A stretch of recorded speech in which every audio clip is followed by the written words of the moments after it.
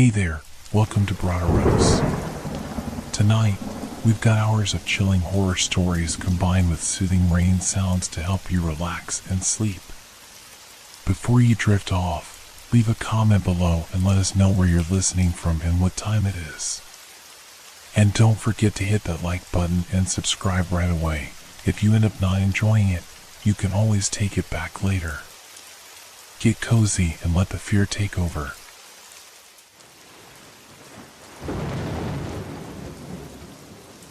The Village Store. I had never thought much of the little village store in Georgia. It was just one of those places you stop at when you need something quickly. Tucked in between the endless stretches of trees and fields, it had a charm, but it also had that air of something forgotten, as if time itself had forgotten it existed. I was in town for a few days, visiting a friend who lived nearby. One afternoon, I drove over to the store to pick up a few things. As soon as I stepped inside, I noticed something odd. The air inside felt stale, almost suffocating. It wasn't the kind of place that welcomed you with fresh air or warmth. Instead, it felt like the very walls were holding secrets. The bell above the door chimed when I entered, the familiar creak echoing throughout the small, dimly lit store. I could see the shelves lined with dusty cans and jars, most of the labels faded or peeling. A strange sense of unease crept up my spine, but I shrugged it off. It was just an old store, nothing out of the ordinary, I told myself. The owner, a middle-aged man with a gruff face, stood behind the counter. He barely looked up when I entered, his eyes locked on the worn-out magazine he was flipping through.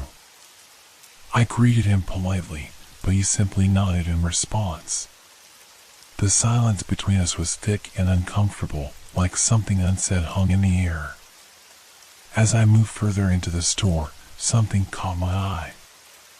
A figure standing by the corner of the aisle, barely visible in the shadow of a stack of boxes.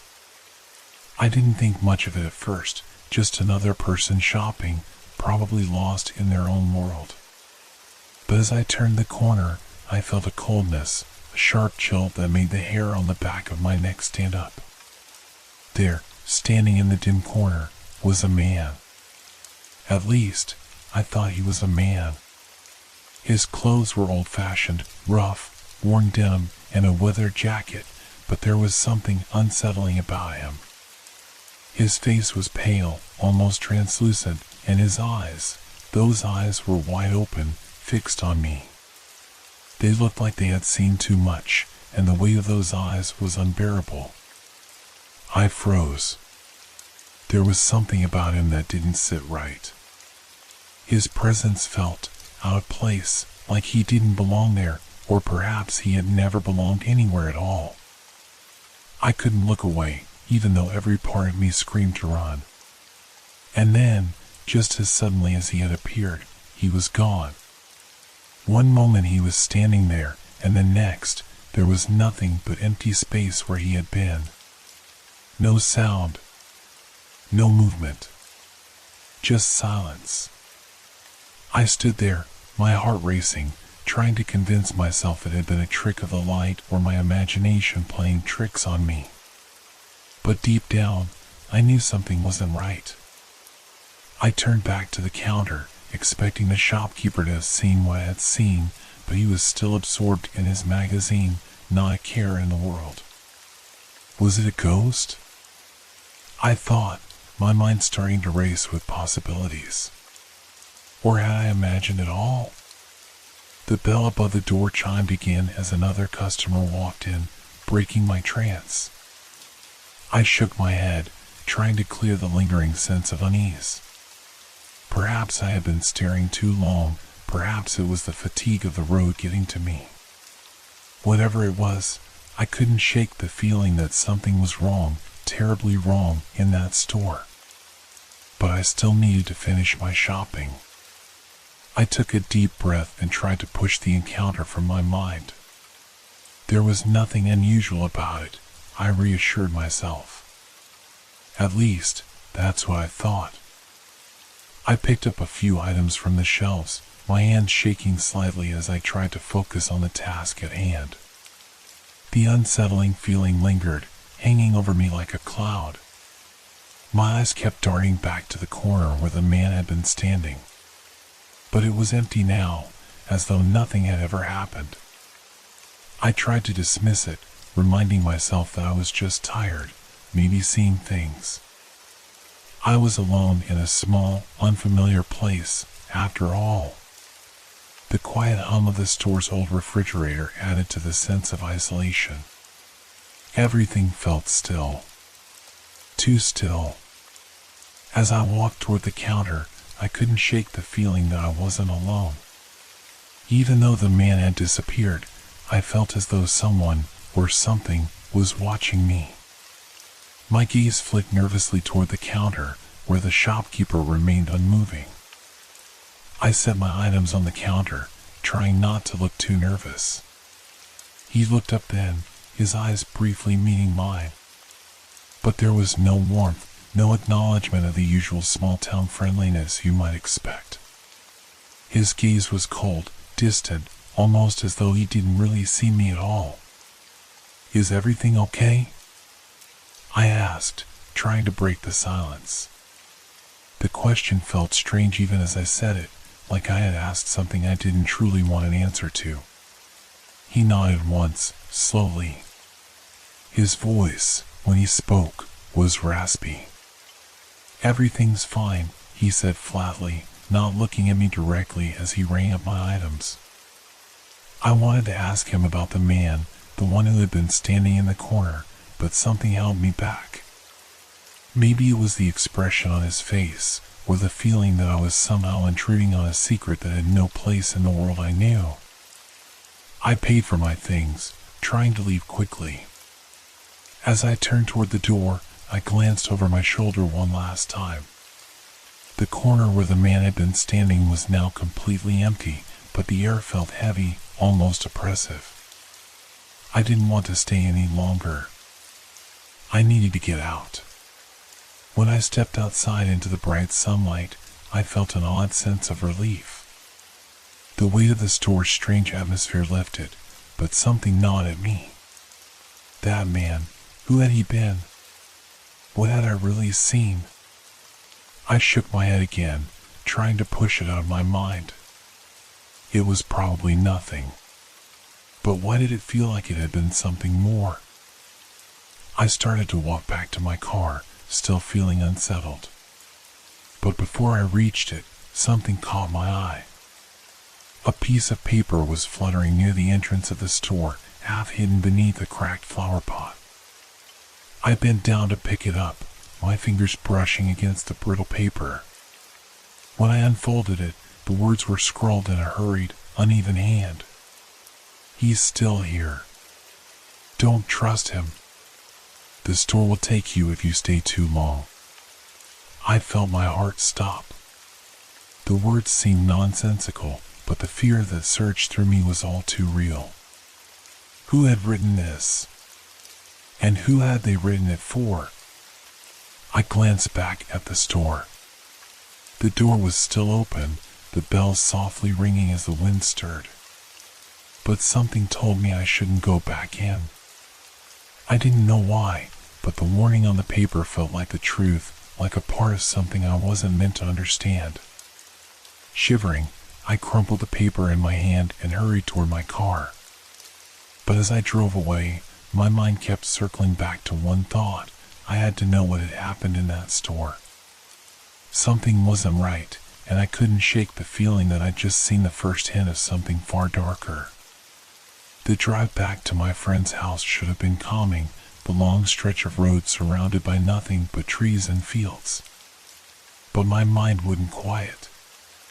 Every time I glanced in the rearview mirror, I half expected to see the store fading into the distance, or maybe even that strange man appearing once again.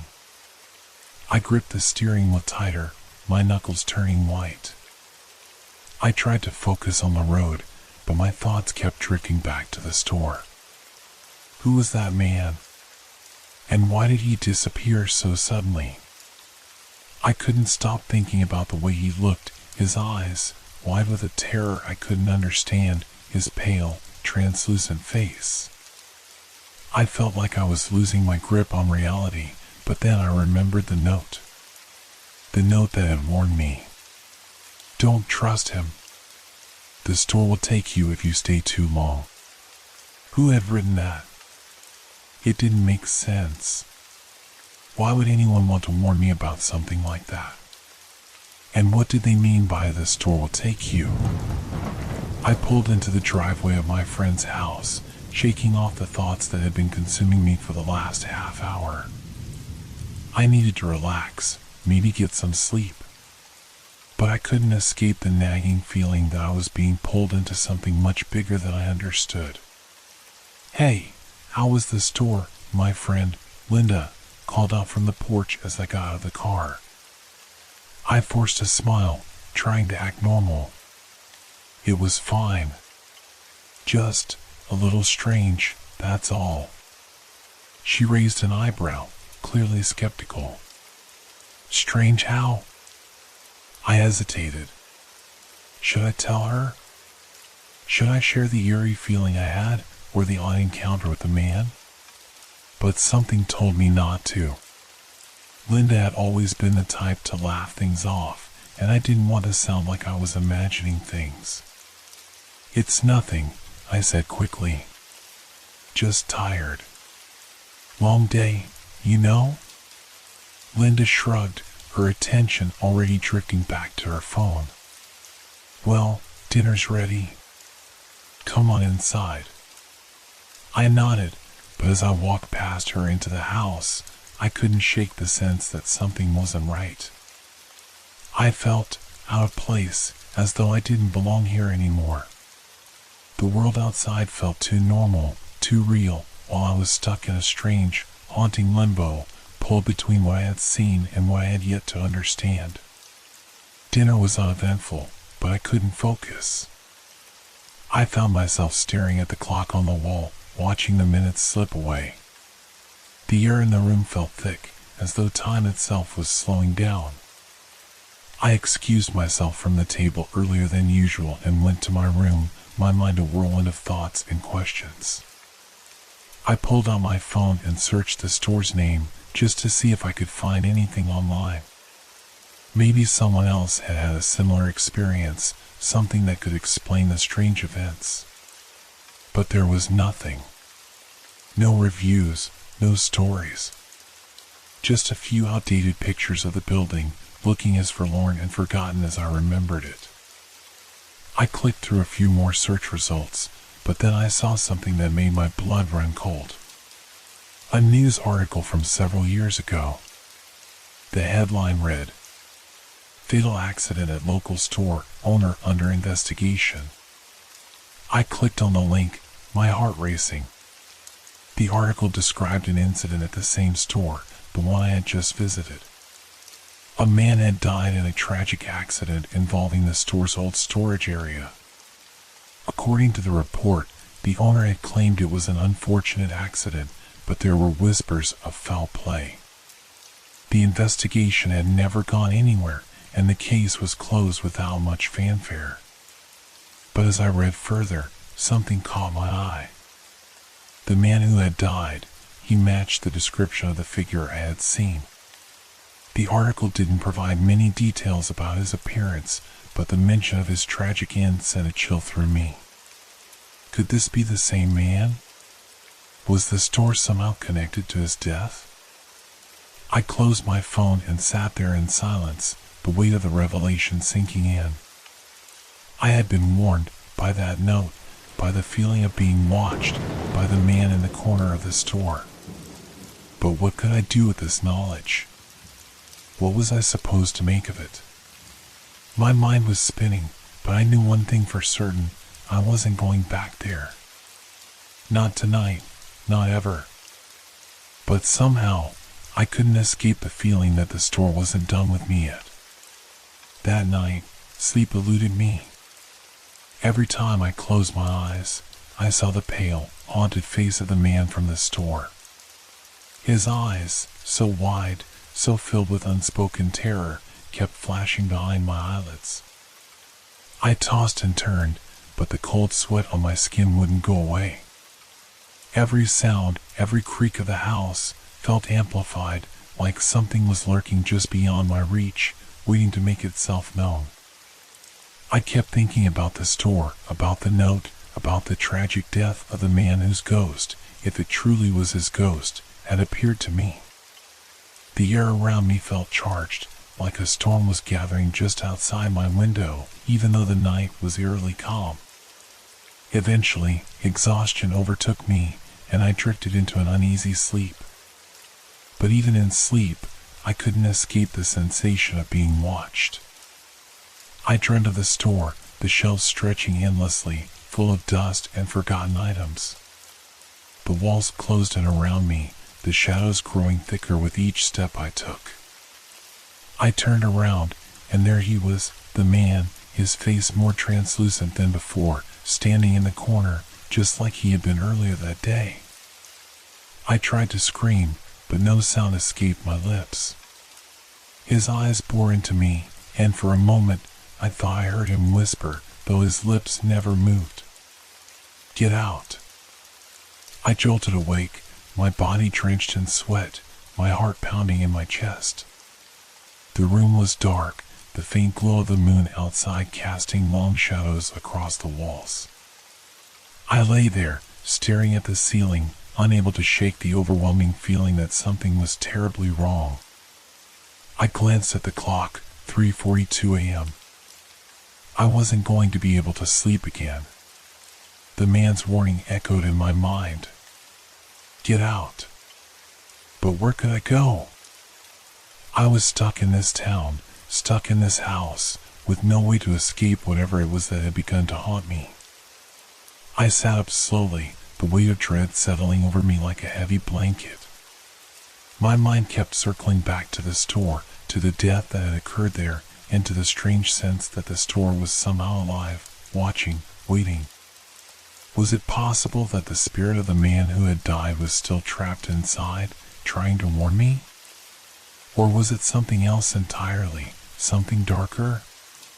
Unable to lie in bed any longer, I slipped out of the covers and padded to the window, looking out into the still, moonlit night. The quiet of the world outside only added to the tension in my chest. I knew I had to go back to the store. I had to understand what was really going on. Was the man's ghost trying to warn me? Or had I become entangled in something far more sinister than I could possibly imagine? As the night dragged on, I made up my mind. I was going back to the store tomorrow, no matter what. Morning came, though it barely felt like morning. I could still feel the weight of the dream lingering in the pit of my stomach, an unshakable tension that followed me through the day. The sun was high in the sky, but I felt as if the world around me was muted, almost as if it were holding its breath. I tried to act normal, to tell myself that I had imagined everything, that the store and the ghosts were nothing more than tricks of my overactive mind. But deep down, I knew that I wasn't going to be able to let this go until I understood what had really happened.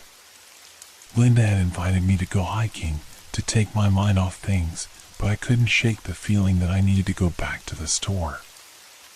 I tried to tell myself that I didn't need to, that I was being irrational, but the pull was too strong. Something about the place, something about the man who had died, kept drawing me back. "I'm sorry, I think I need to check something," I told Linda, trying to sound casual. She gave me a curious look. "What do you mean, check something?" I hesitated, not sure if I could explain. "Just something from yesterday. I'll be quick." Linda frowned but didn't press further. I left the house, my heart pounding in my chest as I drove toward the store. The town seemed different now, darker, more oppressive. The trees lining the road looked like looming giants, their branches twisting into unnatural shapes. The air felt thick, like it was holding secrets of its own, whispering in a language I couldn't understand. When I reached the store, it was just as I had remembered it, old, neglected, and silent. The bell above the door chimed as I walked in, though no one was behind the counter. The place was empty. I walked slowly down the aisles, scanning the familiar rows of forgotten goods. The stillness of the store felt suffocating, like it was holding its breath, waiting for something to happen. I kept glancing over my shoulder, half expecting the man to appear again. But there was no sign of him. And then I heard it. A soft, almost imperceptible whisper. "Get out." I froze, my heart skipping a beat. The voice was familiar, too familiar. It was the same voice I had heard in my dream. The same voice that had warned me. I spun around, but there was no one there. The aisles were empty. The shelves were filled with old, dusty products, and the silence returned. But the feeling of being watched, of something unseen lurking just beyond my reach, pressed against me. I tried to calm myself, telling myself it was just my imagination. But the words, "Get out," kept echoing in my mind, louder and louder with every passing second. I looked toward the back of the store, where the storage area was. The door was cracked open, just slightly. A draft seemed to pull from the room, and the air turned cold. The impulse to investigate was overwhelming, but I hesitated. I didn't know what I would find in there. What if it was something worse than I could imagine? But my feet moved before my mind could make a decision. I walked toward the storage area, each step heavier than the last. The door creaked as I pushed it open, revealing a dim, cluttered room filled with old crates and boxes. I scanned the room, but it was nothing like I had expected. No ghostly presence, no figure standing in the shadows. Just an old, decaying storeroom. And then I saw it, the sign. It was small, barely visible behind a stack of boxes, but it was there. Warning, dangerous area. No access. My breath caught in my throat as I read the words. The sign had been there for years, and yet it was barely noticeable. But why? Why would the owner keep a warning hidden away like that? Before I could think any further, a cold gust of wind blew through the room, slamming the door shut behind me. I turned, my heart racing, but the door was locked from the outside. I was trapped. A low, eerie laugh echoed from the dark corners of the storage room, sending a chill down my spine. The voice wasn't a man's. It was something else. Something far more sinister. My breath caught in my throat as the door slammed shut behind me. I stepped back instinctively, my heart hammering in my chest. The room felt colder now, the chill creeping into my bones. I could barely make out the shape of the door in the darkness, but the moment the gust of wind slammed it shut, everything seemed to shift, like I had crossed some unseen threshold. I tried the doorknob, my fingers trembling. Locked. Panic surged through me, and for a moment, I wondered if I was losing my mind. This can't be happening, I thought desperately. But then I heard the sound again, another whisper, low and guttural, reverberating off the walls. "You shouldn't be here." The voice wasn't the man's this time. It was something deeper, older, more unsettling. I could feel its weight pressing on me, making it harder to breathe. My skin crawled as the whisper curled around me like a dark presence, lingering just out of sight. I stepped back again, my back hitting a stack of old crates. The room felt smaller now, like the walls were closing in. Every instinct in me screamed to get out, to escape, but the door remained locked, the room keeping me trapped within its cold embrace. I scanned the room, looking for an exit, for any sign of a way out. But all I saw were the old boxes and crates, long forgotten, and the same sense of decay that had plagued the entire store. The air felt thick with dust and something else, something I couldn't place. As I moved toward the back of the room, my foot kicked something hard. I looked down and saw a small metal box, partially buried beneath a pile of old fabric. I knelt to pick it up, dusting it off. The box was old, covered in rust and grime, and yet it seemed oddly familiar, like it had been waiting here for years. My fingers trembled as I opened it, the sound of the metal scraping against the rust echoing in the silence. Inside the box was a collection of old photographs, faded and yellowed with age. But what caught my eye was the name written on the back of the first photo. Jason Hale. I turned the photo over in my hands, the name sending a jolt of recognition through me. This was the name of the man who had died, the one whose ghost had appeared to me in the store. The photograph was old, clearly decades old.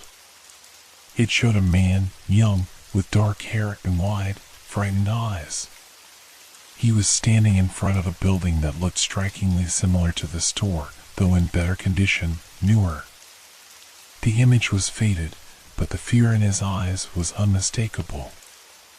I felt my stomach twist as I looked closer at the other photos. Each one seemed to show Jason Hale in different stages, some with his family, some alone, but in every one there was a visible tension in his posture, an unease that was hard to ignore. The more I looked at the pictures, the more it became clear that something had happened to him. But what? And why did he look so terrified? I set the photographs down on a nearby crate and moved further into the room. The whispering, that unnerving, ghostly voice had stopped for a moment, but the atmosphere in the room only grew heavier. I could almost feel the weight of the past pressing on me, like the room itself was alive with memories I wasn't meant to uncover.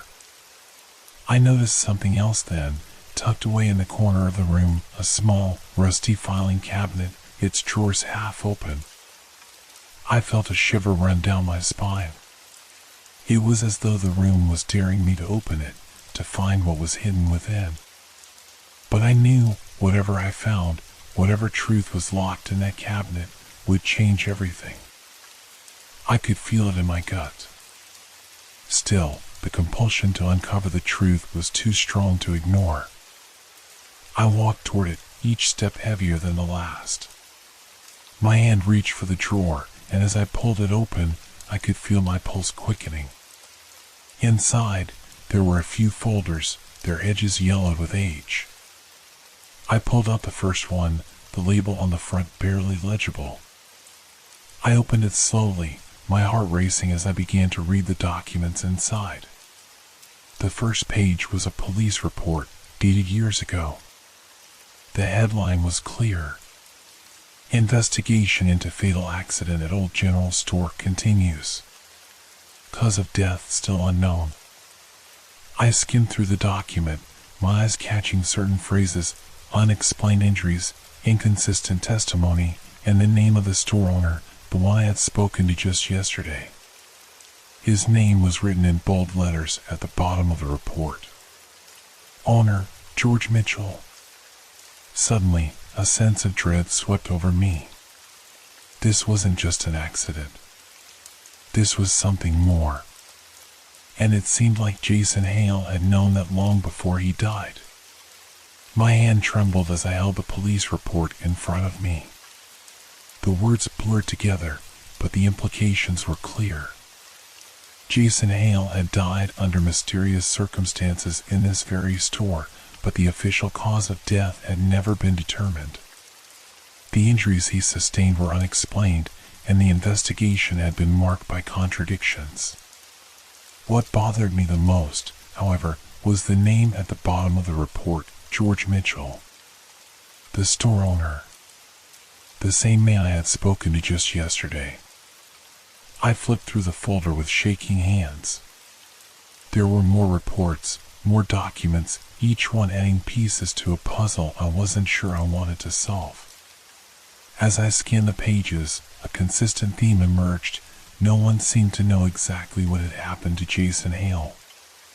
His death was shrouded in confusion, with multiple witnesses giving conflicting accounts. The report mentioned the store's condition at the time of the accident. It described how the store had been undergoing renovations, a dangerous project that involved poorly secured shelving and unstable beams. But there was no mention of the cause of the fatal injuries, no conclusive evidence that it had been an accident at all. I read further, my eyes landing on a line that made my heart stop. Witnesses report that the victim appeared frightened shortly before his death. His final words were, "I didn't want to know." The chill that ran down my spine was unlike anything I had ever felt. What had Jason Hale known? Why had he been so scared? And why had he been in the store alone, late in the evening, when the accident had occurred? I set the report down and reached for the next folder, my mind racing. Each file seemed to tell a different part of the story, and yet none of it made sense. The further I dug, the more I realized that the truth was buried beneath layers of lies and omissions. The more I looked into George Mitchell, the more questions piled up. There was another folder, this one labeled Employee Reports. I hesitated before opening it. Inside, I found records of past employees who had worked in the store over the years. There were several mentions of strange occurrences, unexplained noises, objects moving on their own, and the overwhelming feeling of being watched. Some of the reports even mentioned seeing things in the store that shouldn't have been there. I felt a knot form in my stomach. It was like the store itself was alive, and whatever was inside had claimed Jason Hale as its victim. And now, it was reaching out to me. A noise broke through the heavy silence of the room, making me freeze. Thud. It came from behind me. I spun around, but the room remained as still and silent as before. My pulse quickened, my eyes darting from the crates to the filing cabinet, searching for any sign of movement. But there was nothing. I took a deep breath and turned back to the files. I had to finish this. I needed to know what had really happened. At the very bottom of the last folder was a photograph. It was old, torn at the edges, but the faces in the picture were still clear. It was a photo of George Mitchell and Jason Hale standing together, side by side, smiling. But it wasn't the smiles that caught my attention. It was the look in George Mitchell's eyes. There was something cold, something calculating in his gaze that sent a shiver through me. It wasn't the look of a man who had been grieving his employee's death. It was the look of a man who had something to hide. Suddenly, the air in the room grew even colder. I felt a presence behind me, something dark and oppressive. I slowly turned my head, and that's when I saw it. A shadow. At first, I thought it was just my mind playing tricks on me, but no. The shadow was too real. It moved, shifting with an unnatural fluidity. I gasped, stumbling backward. My back collided with the filing cabinet, and I reached for the doorknob, only to find that it was still locked. The shadow was getting closer. It was tall, featureless, but there was no mistaking the malevolent energy it radiated. The air around it seemed to thrum with static, the kind of feeling you get just before a storm. I had to get out. I tried the door again, my heart racing in my chest, my fingers slick with sweat. But then the shadow spoke. "You shouldn't have come back." The voice was low and guttural, echoing in the cold room like a death rattle. I turned toward the sound, but there was nothing there. The shadow had vanished. My mind was reeling. What was going on in this store? Why was I being pulled into this nightmare? I needed to leave, but the feeling of being trapped, of something watching me, kept me rooted in place. I took a step back, my mind racing. And then, From the corner of the room, something caught my eye. A door. I hadn't noticed it before. It was small, almost hidden behind a stack of crates, but there it was, a door that led deeper into the store. Without thinking, I ran toward it. I didn't know where it led, but I had no choice. I had to get out. I reached for the door, my hand shaking, and to my surprise, it swung open easily. But what lay on the other side was nothing like I had imagined.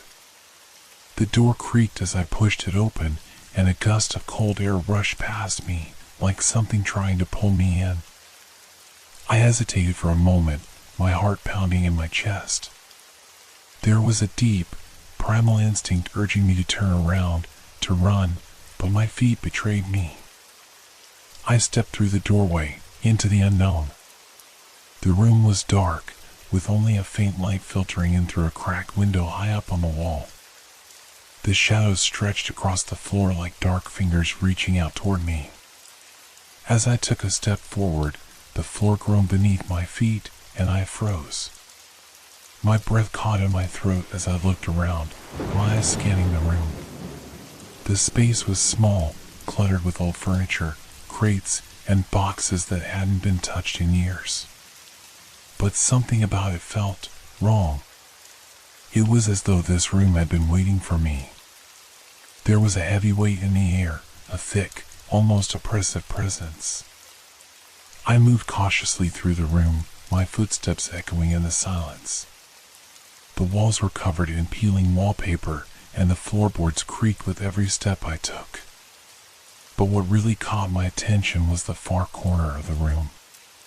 There, half hidden in the shadows, stood a large, antique mirror. I wasn't sure why it drew me in, but something about the mirror was magnetic. I found myself walking toward it, unable to look away. The frame was ornate, with intricate carvings that seemed to twist and warp in the dim light. I reached out and touched it, feeling the cool surface beneath my fingertips. And that's when I saw it. In the reflection, there was a figure standing behind me. I spun around, my heart stopping in my chest, but there was no one there. Just the empty, cluttered room. I turned back to the mirror, and there it was again, a figure, this time closer, its face just out of reach of the light. I gasped, my hand shaking as I took a step back. The figure in the mirror was distorted, its features too blurred to make out, but its presence was unmistakable. It was watching me. "Get out." The whisper came again, only this time it was louder, more insistent. I couldn't tell if it was coming from the mirror or from the room itself, but it echoed in my ears, growing more frantic with every passing second. The figure in the reflection started to move, its shape shifting, its face twisting into a grotesque, inhuman form. I stumbled backward, my chest tightening with fear. My mind was racing. What was this? What was happening to me? "Leave now." The voice was no longer a whisper. It was a command, cold and threatening. I turned away from the mirror, my pulse racing. I needed to get out of this place, out of the store, but the door I had come through was gone. I whipped my head around, searching frantically for any escape. The room had changed. The walls were closer now, the shadows deeper. It was as if the store itself had shifted, trapping me inside. I looked at the mirror again, unable to tear my gaze away.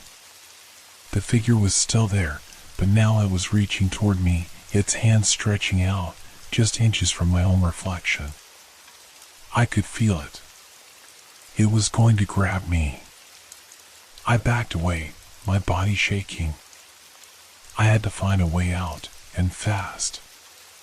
I turned toward the far side of the room, where a door was barely visible through the darkness. It was different from the one I had entered through. This one was smaller, almost hidden, like it had always been there waiting for me.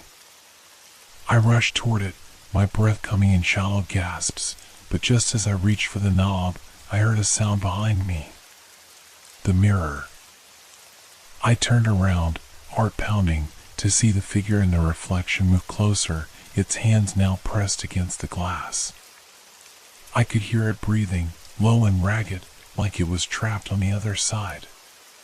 And then, as I watched, its face began to change. It wasn't Jason Hale anymore.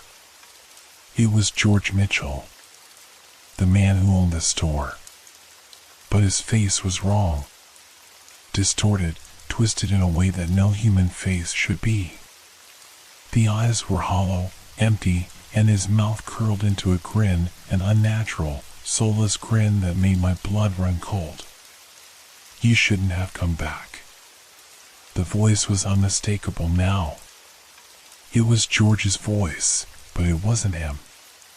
The sound sent a wave of nausea through me, and I knew whatever was in that room, whatever had happened to Jason Hale, was somehow connected to him. I reached for the door with shaking hands, twisting the handle desperately, and to my relief, it opened. But the moment I stepped through, I realized something horrible. I wasn't in the store anymore. I was somewhere else, somewhere darker. The door behind me slammed shut, and I turned to find myself standing in a narrow, dimly lit hallway. The walls were lined with old, peeling wallpaper, and the air was thick with dust and something else, something more sinister.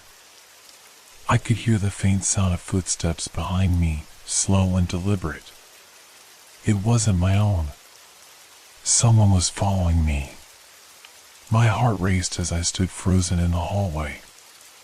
The footsteps were getting closer, and the hair on the back of my neck stood on end. I turned quickly, hoping to catch a glimpse of whoever, or whatever, was behind me. But the hallway was empty.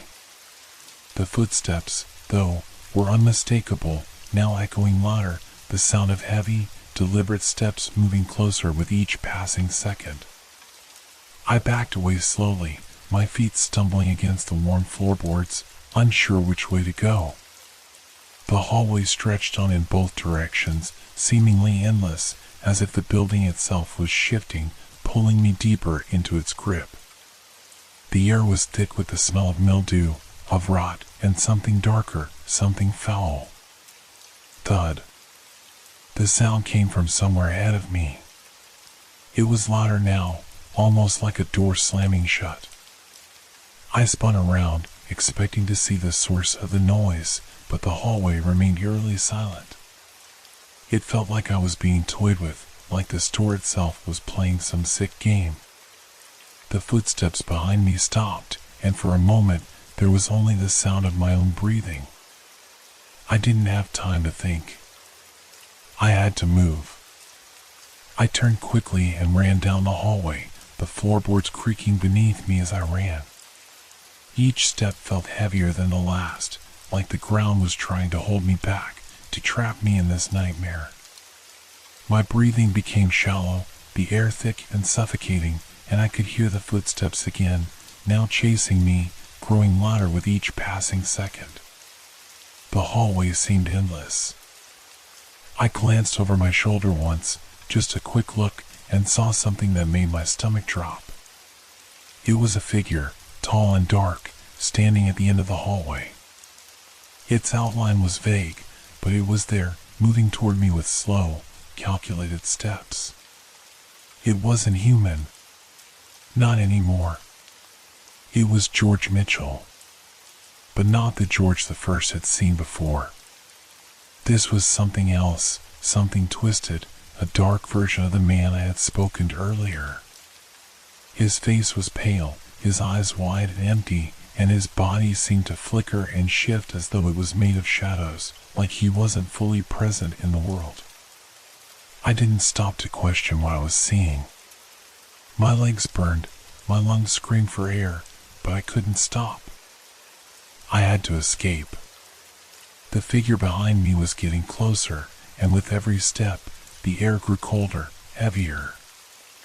I could feel the presence of something malevolent, something ancient, wrapping around me like a vice. I reached the end of the hallway and slammed into a door. It was locked, the handle cold and unyielding beneath my hands. I could hear the figure's steps now, each one a sickening thud against the floor, a reminder of how close it was. Bang! The door rattled violently as something slammed against it from the other side. My heart jumped in my chest, and I turned to see the dark figure just a few feet away now, its distorted form moving toward me with unnerving speed. In a panic, I searched the hallway for any other exit. I spotted a small window high on the wall, barely visible through the shadows. It was my only chance. Without thinking, I bolted toward it, my hands fumbling for the latch. The window was old, the frame stuck in place from years of neglect, but I yanked on it desperately, feeling my fingers slip with sweat. Finally, the window gave way with a screech. I squeezed through the narrow opening, feeling the sharp edges of the frame tear at my skin as I pulled myself through. My feet hit the ground outside with a thud, and I stumbled forward, taking deep breaths as the night air hit me. I was outside. I had escaped the storm. But as I looked around, the ground beneath me shifted. The familiar surroundings of the small town were gone. The streetlights were flickering, and the buildings, everything, seemed distorted, like a nightmare that wouldn't let me wake up.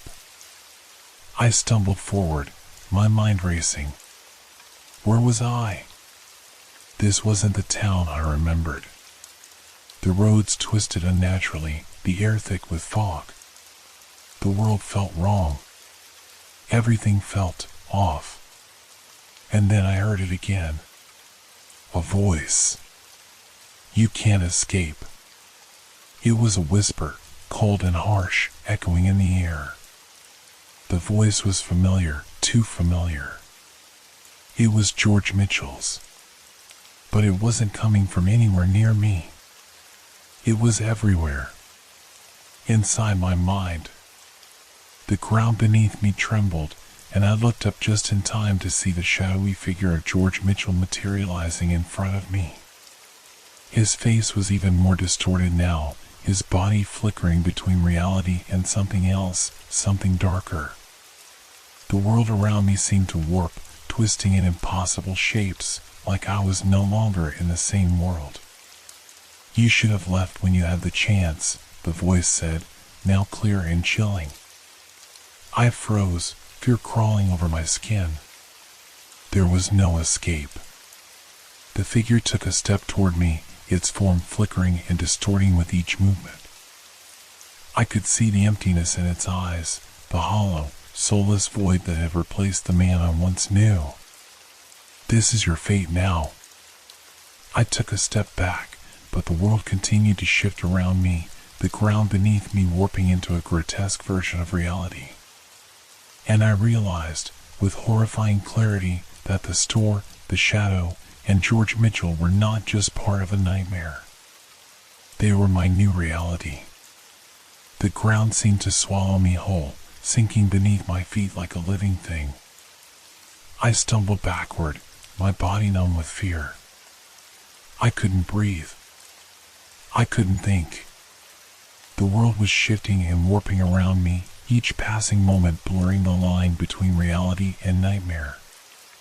And standing in front of me, with his face twisted into something unrecognizable, was George Mitchell, only he wasn't George anymore. He was something else. Something that was never truly alive. You shouldn't have come back, the voice echoed, its tone now dripping with malice. It wasn't just his voice anymore. It felt like the very essence of the store, of everything it had ever hidden, speaking through him. I tried to back away, but the ground was unyielding. Every step I took felt like I was sinking deeper into some unseen force, as though the very earth beneath me was trying to hold me in place. The shadows around me stretched and curled, creeping toward me like dark, clawed fingers. I wanted to scream. I wanted to run. But there was nowhere to go. The world itself had become a prison, and I was its captive. You think you can escape, don't you? George, if that was still his name, took another step toward me, his distorted figure flickering in and out of focus. There's no escape. Not for you. Not for anyone who dares to uncover the truth. The fog around us thickened, swirling in unnatural patterns, and the town seemed to disappear into it. No stars. No moon. Just the oppressive, all-consuming darkness that made it impossible to tell where I ended and it began. It felt like a void. A space where nothing was real. I had to find a way out. I had to. Thud. I turned quickly at the sound, my heart pounding in my chest. There was a door ahead of me, just like the one I had come through earlier. But this one was different. It wasn't the same small door from the hallway. It was large, ancient-looking, with dark, rusted hinges. The surface was covered in symbols, old and twisted, as if someone had carved them in desperation, trying to seal something away. But something told me this door wasn't just a door. It was the way out. Without thinking, I stumbled forward, my hand shaking as I reached for the handle. The cold metal burned against my skin, but I gripped it tightly, trying to ignore the feeling that whatever lay behind it was worse than what stood before me. Bang! The door slammed open with a force that almost knocked me off my feet. My breath caught in my throat as I looked inside. It wasn't another room. It was a reflection of the store. But it wasn't the store I had walked through earlier. This place was darker, decayed, like it had been abandoned for decades, yet it still breathed.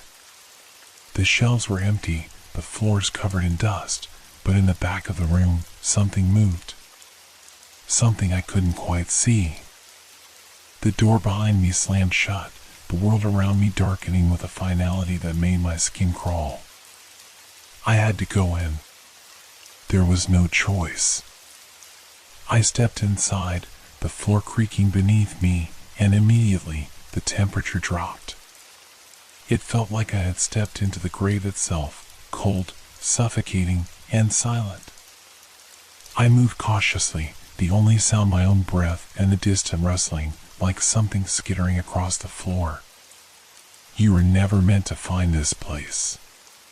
The voice came again, clearer this time. It was George's voice. But it sounded older, as if it had been around far longer than he ever had. And then I saw it. A figure in the back of the store. The same distorted face. The same hollow eyes. But this time, it was more than just George Mitchell's form. The figure was a thing, a creature made from shadows and malice, its body flickering like a bad television signal. This is where it all ends, the creature said, its voice reverberating through the room like the rumble of thunder. My legs felt like lead. I was rooted to the spot, unable to move, unable to think. The creature took a step forward, its limbs bending in unnatural ways, its body twisting like it was made of liquid darkness. I had to fight. I had to get out. But there was nowhere to go. The only exit was behind me, and the door had disappeared. Bang! The sound came again, only this time it was from within the room. From the figure. It was coming for me. I could feel the cold air thickening, the room itself suffocating me, closing in on me from all sides. The creature, whatever it was, reached out with its dark, distorted hand, its fingers stretching longer than they should have been, curling into claws that scraped the floor as it moved closer. No one leaves this place. I screamed, stumbling backward as the walls seemed to close in around me. The air was so thick now, I could barely breathe. I tried to run, but my legs wouldn't move. My body felt heavy, like I was being pulled down by an invisible force.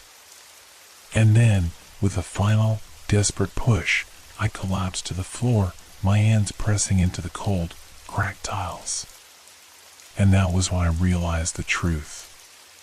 The store wasn't just haunted. It wasn't just cursed. It was the curse. The very walls, the shelves, the air, it was all alive. And now, it had claimed me.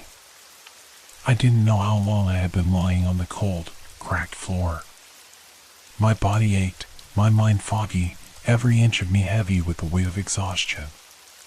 It felt as though I had been trapped in the store for an eternity, yet somehow I had been awake the entire time, unable to escape. I opened my eyes, blinking against the darkness that surrounded me. The walls, the shelves, everything was wrong. It wasn't just the shadows, they were deeper, thicker, as if the very essence of the place had seeped into my skin, into my bones. I could feel it, the store's unnatural presence pressing in on me, whispering to me in a voice that sounded like the air itself. Get up. It was a command, cold and demanding, and I couldn't ignore it. I slowly pushed myself up, my hands shaking as they scraped against the rough floor. My legs felt weak, but I stood, swaying, unsure of what was real and what was just part of this nightmare. The room was still, silent. The shelves that had once been filled with goods now stood bare, their surfaces cracked and warped. The floor beneath me creaked and groaned, as though it too had become a part of this decaying place. There was no sign of the creature, no sign of George, yet I knew it was still here, lurking in the darkness, waiting for me. I took a cautious step forward, my heart hammering in my chest. The air was thick, heavy with a stench that was both familiar and foreign, like old, decaying wood mixed with something worse, something that gnawed at the edges of my sanity. My eyes darted around the room, searching for any sign of movement. Any sign that I wasn't truly alone. And that's when I saw it. A figure in the corner, half hidden in the shadows. It was still, unmoving, but I could feel its gaze on me, its presence pressing down on me like a weight. I stepped closer, the room growing colder with each step. As I drew near, the figure came into sharper focus. It was a man, hunched over, his face hidden in the shadows. He was wearing the same clothes I had seen on George Mitchell, but his body was twisted, contorted in a way that should have been impossible. No. My mind reeled. It wasn't George. It couldn't be. The man in the corner wasn't human. Not anymore. His body was bent at angles, his skin pale and stretched tight over bones that seemed to push against it, like he had been pulled apart and put back together wrong. His eyes, once wide and empty, were now wide. Open, but the pupils were gone, replaced by swirling blackness that seemed to shift and move. I stumbled back, my breath catching in my throat. I wanted to scream, but the words wouldn't come. My mouth felt dry, my body trembling with the raw, primal fear that had taken root deep in my chest. And then it moved. The figure, no longer a man, but something far worse, shifted, its limbs snapping into place like a marionette strings being pulled. It turned toward me slowly, its neck twisting in an unnatural way, the sound of bone grinding against bone filling the room. It opened its mouth, and I could see the blackness inside, no tongue, no teeth, just an empty void that seemed to pull at everything around it. You shouldn't have stayed. The voice wasn't George's. It was deeper, darker, as though it had come from somewhere far beneath the earth itself. It echoed in my head, filling every corner of my mind. It felt like it was everywhere at once, crawling beneath my skin, suffocating me. I backed away, my feet stumbling over the broken tiles as I tried to find an escape. But the room was closing in on me. The walls seemed to be shifting again, narrowing, the shadows crawling closer, stretching like hands reaching for me. "You're mine now." The figure's mouth stretched into a grin, but it was a smile that was wrong, filled with too many teeth, too many eyes. I couldn't breathe, couldn't think, couldn't move. But then, just as quickly as it had appeared, the figure vanished. The room was empty once more. The air, still thick with dread, felt suffocating. I collapsed against the nearest shelf, my heart racing in my chest. What was this place? Why was I still here? I couldn't shake the feeling that something was watching me, that the store itself was alive, conscious, waiting for me to make a mistake. "You can't escape." The voice rang in my ears again, but this time it didn't sound like a warning. It was a promise.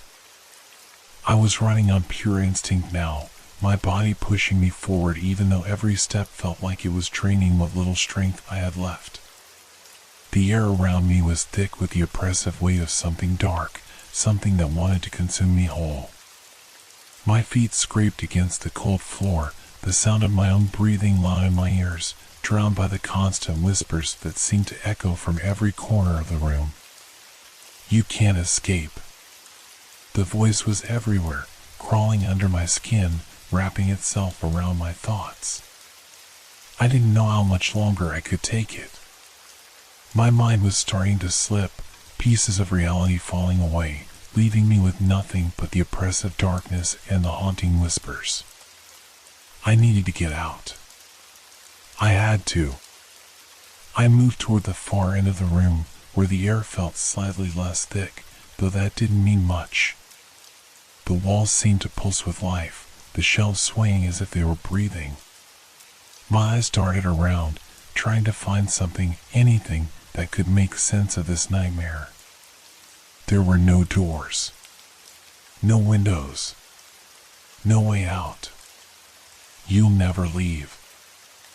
I stumbled backward, my hands outstretched, reaching for something, anything to steady myself. But I was caught, trapped in this door's web. The very air felt like it was holding me in place, preventing me from moving freely. The shadows around me seemed to reach, their fingers scraping across the floor toward my feet, toward my legs. "You should have never returned." I stopped in my tracks, the words slicing through the thick fog of my thoughts. I couldn't breathe. I could barely think straight. The darkness seemed to be growing, closing in around me with each passing second, and I could feel the weight of something heavy and old pressing down on my chest. A sound broke through the overwhelming silence, a soft thud against the floor. I turned toward it instinctively, my body moving before my mind could catch up. There, on the floor, was a single object, a small glass bottle, its surface cracked and stained as though it had been there for years. I hesitated for a moment, my hand trembling as I reached for it. There was something about the bottle that felt familiar, like it had been waiting for me to find it. My fingers brushed against the cool glass, and the moment I touched it, the entire room seemed to shudder.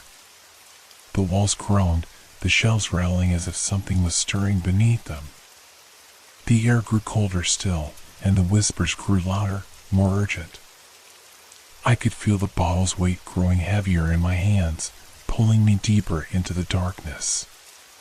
"Open it." The voice was clear now. It wasn't a suggestion. It was a demand. I stood frozen for a moment, my mind screaming at me to put the bottle down, to run. But I couldn't. My hand moved against my will, the bottle twisting in my grip, the cork popping off with a sickening snap. And then the world shattered. The moment the bottle opened, the air around me seemed to crack, splitting like glass. The room twisted, the shadows contorting into grotesque shapes. The walls rippled like water, bending and warping in unnatural ways. I looked down in horror as something began to crawl out of the bottle, something dark and writhing. A mass of shadows, forming into a shape that was vaguely human, though distorted beyond recognition. Its body twisted and stretched, its eyes flickering in and out of focus. It was the thing from the corner. The thing I had seen before. It reached for me with fingers that were too long, too sharp.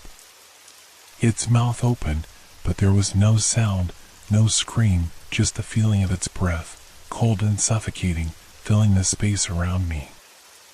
"You freed me," it hissed. I stumbled back, my body shaking violently. This couldn't be real. None of this could be real. But the weight of the shadows pressing in around me was unmistakable. They were closing in, crawling across the floor like a living thing, trying to drag me back into the abyss. I had to get away. I had to find a way out. I ran, but the floor was uneven beneath me, as if the building itself was alive, shifting and warping with each step I took. The shadows chased me, their long fingers scraping at my legs, pulling at my clothes, dragging me toward the center of the room where the thing still stood, waiting. The figure moved toward me, its limbs stretching, elongating, its eyes never leaving mine. It was faster now, moving with a speed that was unnatural, the darkness surrounding it like a shroud. "There's no escape for you," it whispered, its voice filling the entire room, pressing against my chest. I couldn't breathe. I couldn't move. I had to do something, anything to stop it. I grabbed the first thing I could find, a broken piece of wood from one of the shelves. The sharp edge of the wood burned against my palm as I raised it in front of me, a feeble attempt at defense. But the figure didn't stop. It didn't even flinch. "You cannot fight me," it said. I was about to throw the piece of wood at it, to try anything to stop the thing from getting closer, when the room trembled again. The shadows were everywhere now, swallowing up everything in their path, until the walls themselves began to close in. And then, with a sudden, terrifying rush, the floor cracked beneath me. The ground opened wide, pulling me down into the dark void below. I screamed, reaching for anything to hold on to, but it was too late. The darkness consumed me, and the last thing I saw before everything went black was the twisted grin of the thing, its eyes filled with empty promises and twisted joy. I don't know how long I was falling. It felt like hours, maybe days, yet I couldn't tell if time even existed anymore. The darkness was absolute, crushing, like I was floating in an endless void. My body ached, and every breath I took felt like I was inhaling thick, suffocating air. There was no ground, no sound, no light, just an oppressive silence, and the constant feeling of being pulled deeper into something dark, something ancient. I couldn't feel my limbs. I couldn't move. I was completely disoriented, as though my body had ceased to exist. My mind screamed for clarity, for something to hold on to, but there was nothing except the relentless descent into nothingness. "You shouldn't have come." The voice was there again, faint at first, but growing louder with each passing moment. It wasn't just one voice now. It was a chorus, 1,000 voices, each speaking in a different tone, yet all echoing the same words. "You shouldn't have come." I wanted to scream, to fight back, but my throat was dry, my body unresponsive. It was as though I was suspended between life and death, trapped in this endless fall, never touching anything solid. The feeling of being watched, of being surrounded by unseen eyes, was overwhelming. I was not alone. I could feel it. "It's too late." The words rippled through the dark space, wrapping around me like chains. The weight of them pressed down on me, heavier than the darkness itself. I wasn't sure what was real anymore. My sense of self was slipping, dissolving into the void. The world I had known, my life, my past, felt distant, like a memory from another time, another place. And then, suddenly, there was a light. It was faint at first, just a small glimmer in the distance, but it grew brighter, burning like a distant star, pushing back the darkness around me. I reached out, instinctively, wanting to move toward it, wanting to escape the suffocating void. My body began to respond, my limbs finally able to move, and I pushed myself forward, though I couldn't tell if I was moving toward the light or if the light was pulling me in. But as I drew closer, the light flickered. It seemed to shimmer and twist, as though it were made of something unstable. I had to get there. I had to. No. The voice was sharp now, commanding. It was no longer a chorus. It was one voice, low and guttural, and it felt like it was coming from all around me, vibrating through my very bones. You belong to us now. The light flickered again, this time fading, as if it was being swallowed by the darkness. I tried to reach out, but the void had already closed in around me, and the light was gone. You can't escape. The words cut through the silence, final and cold. And then, everything stopped. I was no longer falling. I was standing. The ground beneath me was solid again, though it felt strange, like it was made of something other than earth. The air was thick, oppressive, as though I was standing in the heart of something ancient. The room around me was dark, its edges blurred, as if the very space itself was distorting. But I was no longer alone. The figure was standing before me again, but this time it wasn't just in the corner. It was here, in front of me, its twisted form looming over me, its eyes black voids, its body shifting in and out of focus, like a nightmare made flesh. Welcome back. The voice was deep, echoing in my head, resonating through the very fabric of my being. It wasn't the creature's voice anymore. It was something else, something that had been waiting. Something that had been pulling me deeper into its grasp all along. I wanted to run. I wanted to scream. But my body was no longer mine. I couldn't move. I couldn't even speak. You've opened the door. The thing's lips twisted into a grin, its eyes widening, if that was even possible. Now, you are ours.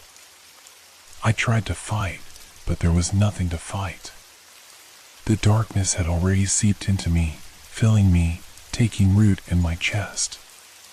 My vision blurred, and I could feel the presence of something ancient, something powerful, filling every inch of the space around me. The creature moved closer, its limbs elongating unnaturally, its mouth widening impossibly wide. It was going to consume me. I knew that. It had already taken me, my mind, my body, my very soul. And then, before it could reach me, the room shifted. The ground cracked open beneath me again, only this time, there was no fall. There was no endless descent into darkness.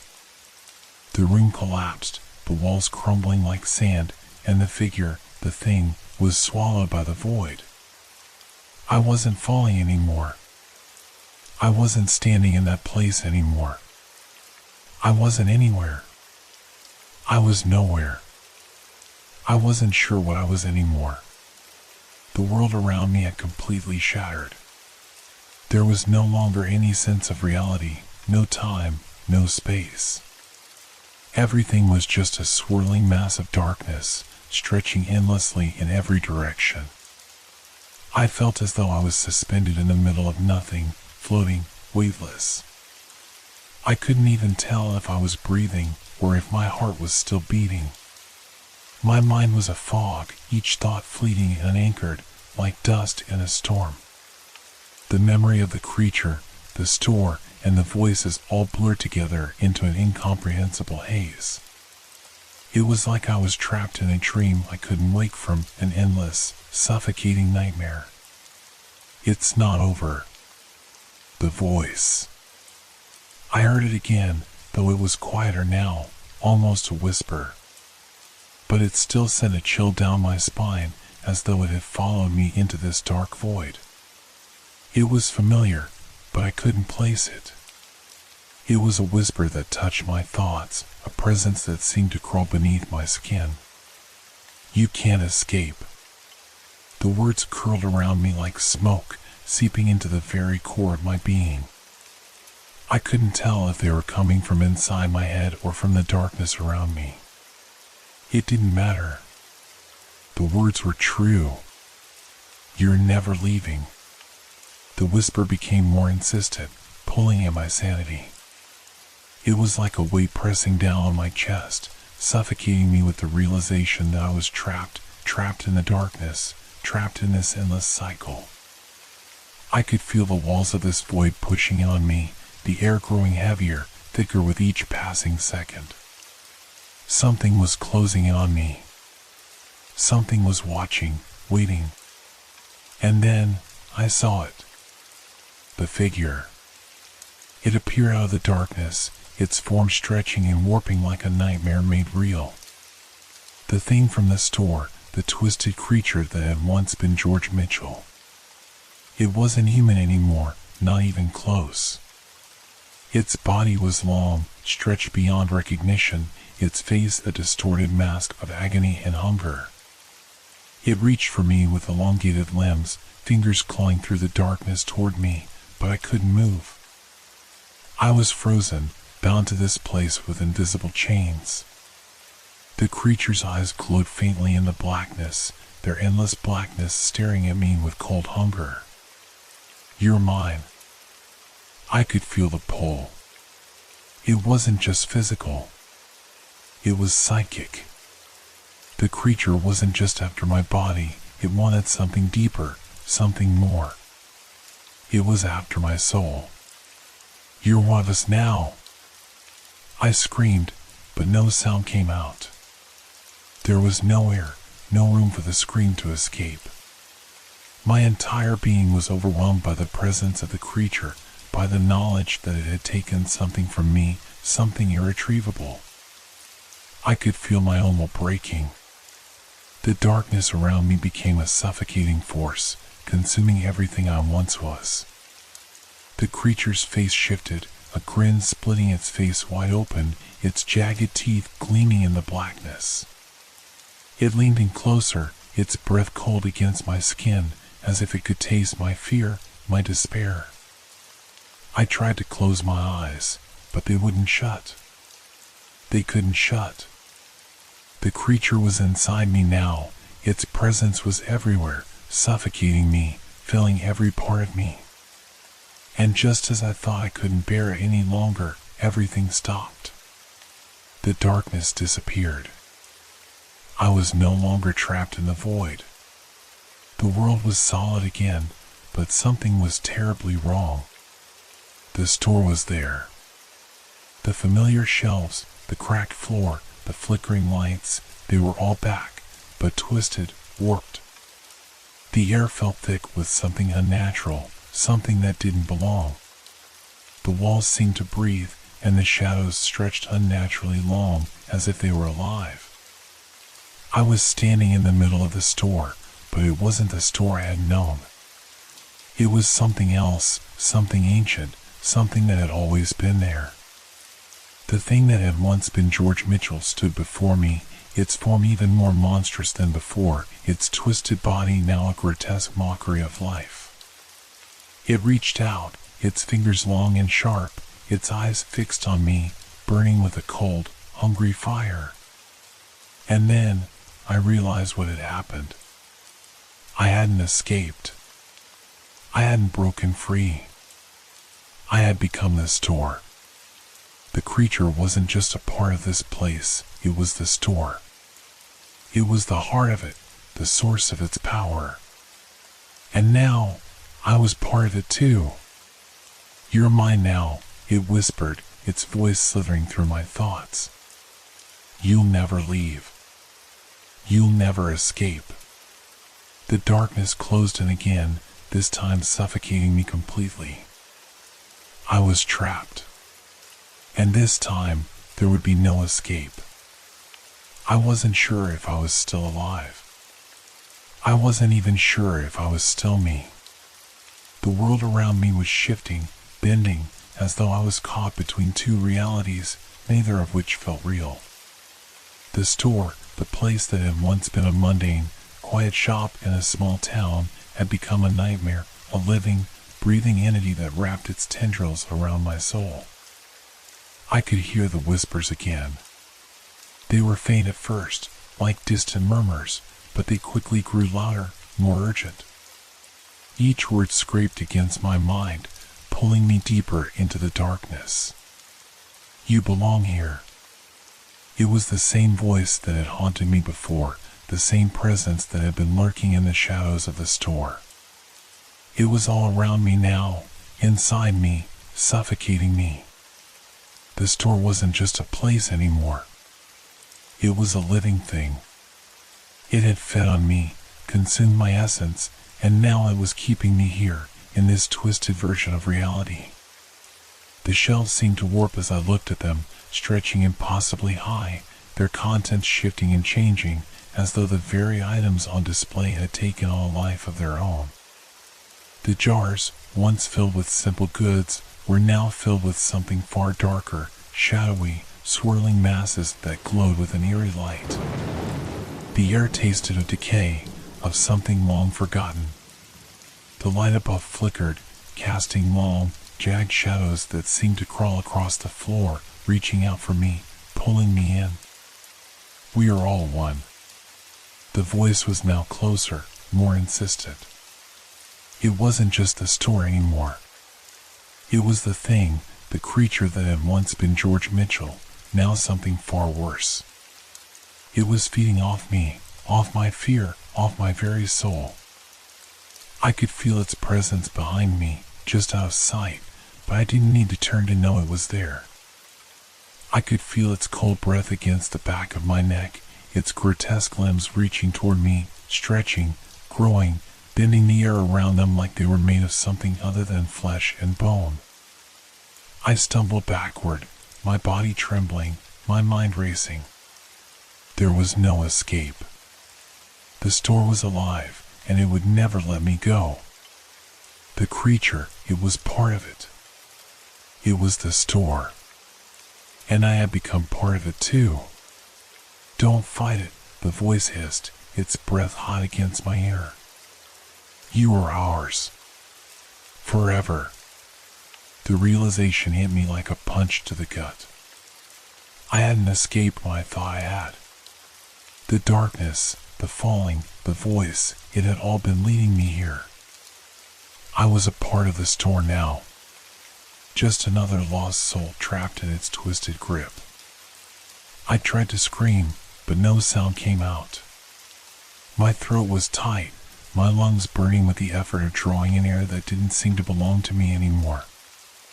I felt like I was suffocating, not just in my body, but in my mind. The store was crawling inside me, bending my thoughts, twisting my very consciousness into something alien. And then, as I turned toward the far wall, I saw it. A small window. At first, I thought it was just another illusion, a trick of the warped reality I was trapped in. But then I realized it was real. There was a way out. I ran toward it, or at least, I tried to. My legs felt like lead, my movements sluggish, like I was wading through thick, heavy air. Each step felt like I was being pulled back, as though the store itself was resisting my escape. But I couldn't stop. I had to get out. You can't leave, the voice whispered, its tone almost pitying. You can't outrun it. There's nowhere to go. I ignored it. I had to. I reached the window, the glass cold and smooth under my hands, but it wasn't the simple glass window I had hoped for. The glass was warped, like the rest of the store, and as I pressed my hands against it, the window shuddered and cracked, splintering like glass made of smoke. The very fabric of reality around me seemed to ripple and twist, as though the store was rejecting me. "You don't belong out there." The words were final now. The voice was no longer a whisper, but a command. The air thickened again, and I felt my skin crawl as the darkness began to close in on me once more. I looked back toward the shelves, the aisles, the strange, shifting shadows. The thing was closer now, its form more defined, its shape twisted and grotesque. The thing that had once been George Mitchell was now a monstrous reflection of everything the store had become. Its eyes glowed with malice, and its mouth was a gaping maw, filled with sharp teeth that dripped with something thick and dark. It stepped forward, and the ground beneath me seemed to quake. My body couldn't move. I couldn't escape. "You're ours now." The creature lunged, its twisted arms reaching for me. I screamed, but no sound came. The darkness rushed in, swallowing everything, consuming me whole. The creature's cold fingers brushed against my skin, and I felt the last of my humanity slip away. The store had taken me, just as it had taken all the others before me. And now, I was just another lost soul, trapped within the endless walls of this cursed place. There was no escape. There never had been. And the store would continue to feed. Forever. It was never meant to end like this. I hadn't planned on it, but there was no escape from the inevitable. The store, with its cold, oppressive walls and shadows that stretched for eternity, has claimed me just as it claimed everyone before me. I'm not sure how much time has passed. Days? Weeks? Or is it longer? Time has no meaning here, not anymore. I no longer know what day it is, what year, what life I once had.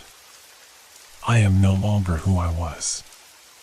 My thoughts are foggy, like a memory slipping through my fingers, one I can't quite reach. The others are here now, too.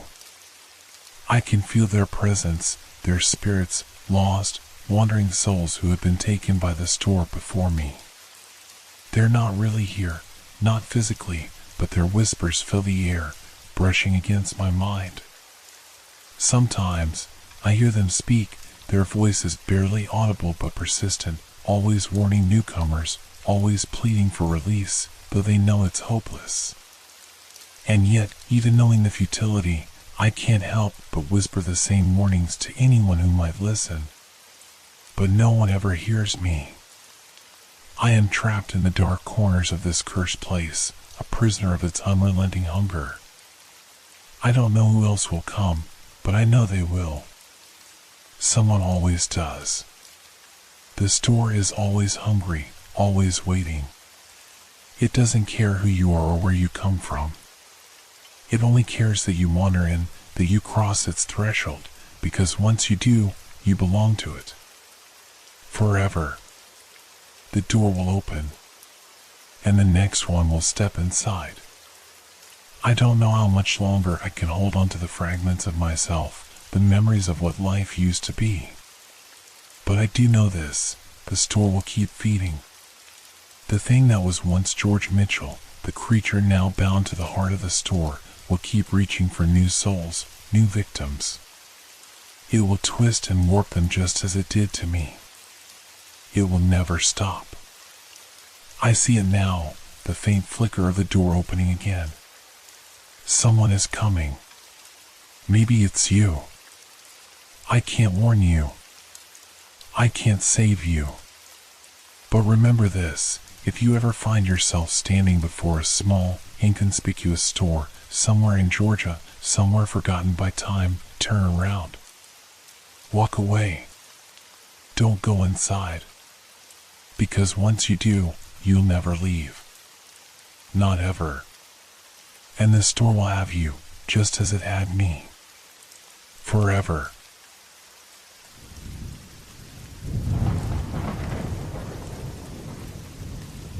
the subway station in Boston. I had never meant to be there that night.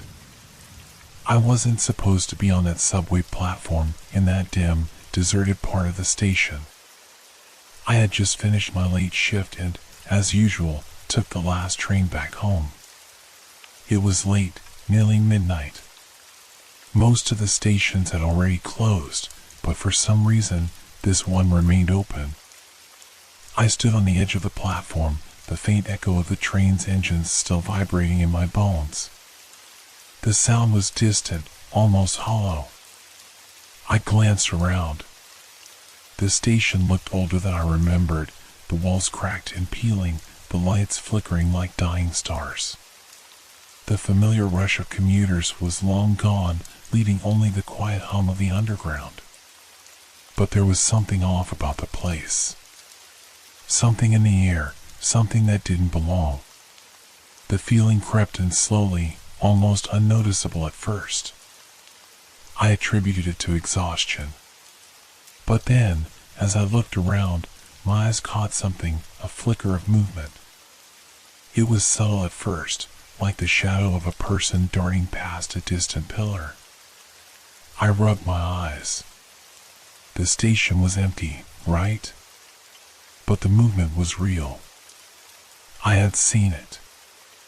I stepped closer to the edge of the platform, the cold wind brushing against my face, the air thick with dust. The train was gone. I was alone now. But as I stood there, I felt as though someone, or something, was watching me. I turned around quickly, half expecting to see someone behind me, but the platform was empty. No one in sight. Then I heard it, the soft sound of footsteps, like someone walking down the tracks, just beyond my vision. I took a deep breath, telling myself it was nothing, just the train tracks playing tricks on my tired mind. But I couldn't shake the feeling. It was too real. I should have left. I knew I should have. But for some reason, I couldn't tear myself away from the tracks. I walked slowly towards the dark tunnel that led further into the station, the sound of my shoes scraping against the gravel echoing in the silence. The station had long been abandoned, but there were remnants of old things, discarded newspapers, rusted tools, and pieces of old train schedules. But I didn't focus on that. My mind kept returning to the flickering shadows, the footsteps, and the strange, unsettling sensation that I was being followed. As I walked deeper into the darkness, the station seemed to stretch out, the walls closing in around me. The faint hum of the city above was drowned out by the thick silence that swallowed the air. I could still hear those footsteps. They were closer now, and I wasn't imagining it. They were real. I turned another corner, hoping to catch a glimpse of whoever it was, but there was no one there. Only empty walls and forgotten things. My pulse quickened. I could feel my heart racing in my chest, a dull thumping that seemed to grow louder with every step. I paused, trying to shake the feeling of being watched. My breath came in short gasps, and my hands trembled as I reached for my phone, wondering if I should call someone, but the signal was weak, no bars. Nothing. I started walking again, my pace quickening. I felt like I was being drawn further into the abyss of the station, like I had lost all control. And then, as I rounded a bend, I saw them. The shadows. They weren't the ordinary kind, cast by flickering lights. No, these were different. They seemed to form shapes, figures, tall and twisted, standing still on the tracks just ahead of me. They were barely more than silhouettes, but their presence was unmistakable. My heart stopped. I took a step back, then another, but my legs felt frozen. The figures didn't move, but I felt them watching me, their empty gazes drilling into my soul. I turned and ran. I don't know how long I ran, but it felt like an eternity. The sound of my feet slapping against the concrete reverberated in the empty station, but the footsteps behind me never stopped. They were still there, dragging and scraping, just beyond my reach. I glanced back once, but I couldn't see anything. Just the shadows, stretching long and thin across the tracks. Still, the sensation of being pursued pressed on me, tightening like a vice around my chest. I reached the stairs leading back up to the street level. The station had once been a bustling hub for commuters, but now it felt like a tomb.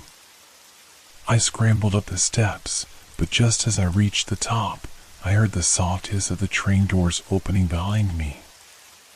I turned around, heart hammering, but there was nothing there. Only the shadows, stretched long and thin across the platform. I could feel them, feel their presence, creeping closer. They wanted something. They needed something. I didn't know what it was, but I wasn't about to find out. I bolted for the exit. The street was only a few steps away. I could almost taste the fresh air, the safety of the outside world. But the door wouldn't open. It was stuck. I tugged at it, panic creeping into my chest.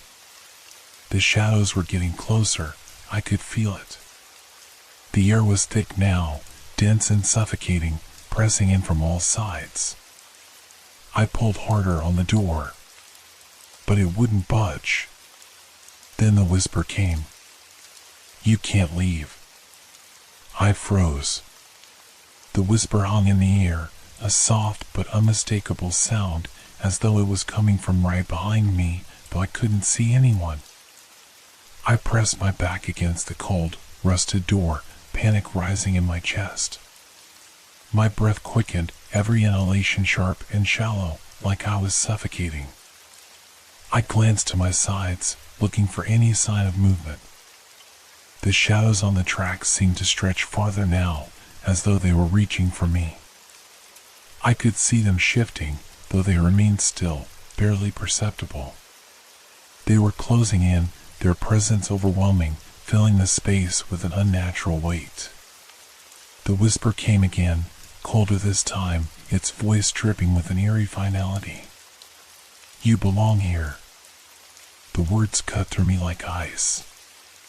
I shook my head, feeling dizzy, as if my very thoughts were being pulled away from me. I tried again to open the door, desperate, but it was as though the exit itself had become a part of the shadows, sealed shut by an invisible force. I stepped back, trembling. The station felt alive now, breathing, watching me. My mind raced. There was no other way out. The only option was to face whatever was behind those shadows. "Help me!" I screamed, my voice cracking, but the station swallowed the sound as though it had never been uttered. I turned away from the door, feeling a cold chill creeping up my spine. The dark tunnel beckoned once again, and I knew I had no choice but to go deeper. The shadows on the tracks had multiplied. They weren't just at the end of the platform anymore. They had crept closer, taking on vague forms that twisted and warped, figures that almost looked human. The air around me seemed to distort, the temperature dropping further with each step I took. I moved slowly, feeling a suffocating weight in my chest, but I couldn't stop. My body seemed to be moving on its own. I walked forward, eyes darting around the platform, terrified of what I might find. The whispers grew louder now, echoing in my mind. They weren't just words anymore. They were thoughts, my thoughts, but twisted, distorted by something I couldn't comprehend. Something ancient, hungry. I stopped at the edge of the platform, staring into the abyss of the tracks. The shadows were not just there anymore, they had shifted, forming into shapes that almost resembled people, bodies frozen in time, their faces contorted in agony. And then I saw something that made my heart stop. A figure, standing in the middle of the tracks. It was a man. His clothes were tattered, his face pale and sunken. His eyes were empty, hollow sockets staring directly at me. He stepped forward. I couldn't move. My feet felt as if they had sunk into the ground, my body frozen in place. The man, if he could even be called that, stepped closer, his every movement slow, deliberate, as though he was savoring my fear. The dim light above flickered, casting an eerie glow on his gaunt face. His eyes were hollow, deep, endless pits of darkness. His mouth opened, but no words came out. Instead, I felt a weight in the air, pressing down on me as if the entire station had grown heavier. I wanted to scream, to run, to break free, but my body refused to obey. I could only stand there, locked in place, unable to tear my eyes away from the figure before me. He stopped just a few feet away. The darkness around him seemed to pulse, moving like a living thing. I could feel him, like a cold hand wrapped around my heart, squeezing tighter with every passing second. And then, in a voice that was not his, I heard the whisper again. "You are one of us now." It wasn't a question. It was a fact. His voice echoed, not in the air, but inside my mind. My heart pounded in my chest, a frantic beat that couldn't outrun the terror clawing at my insides. I wanted to scream, but my mouth was dry, my throat tight with fear. I tried to move, but my body betrayed me.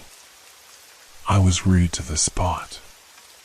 The shadows around the platform shifted again, circling closer. The man, the figure, was not alone. His presence was only the beginning. Slowly, other shapes appeared from the darkness. They were not people, not really. They were just shadows, but they moved with intent, closing in on me, their forms warping and flickering like old film, distorted and unnatural. I could hear their soft whispers now. Each one was distinct, each one a voice of pain, of regret, of sorrow. Their faces appeared briefly in the darkness, twisted and disfigured, before disappearing again into the void. I didn't know what they wanted, but I knew they were not here to help.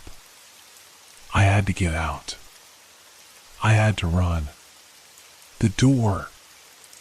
I spun around, my legs shaking as I ran for the exit. My hand reached for the handle, but it still wouldn't budge. The shadows were closing in, their whispers growing louder, more insistent.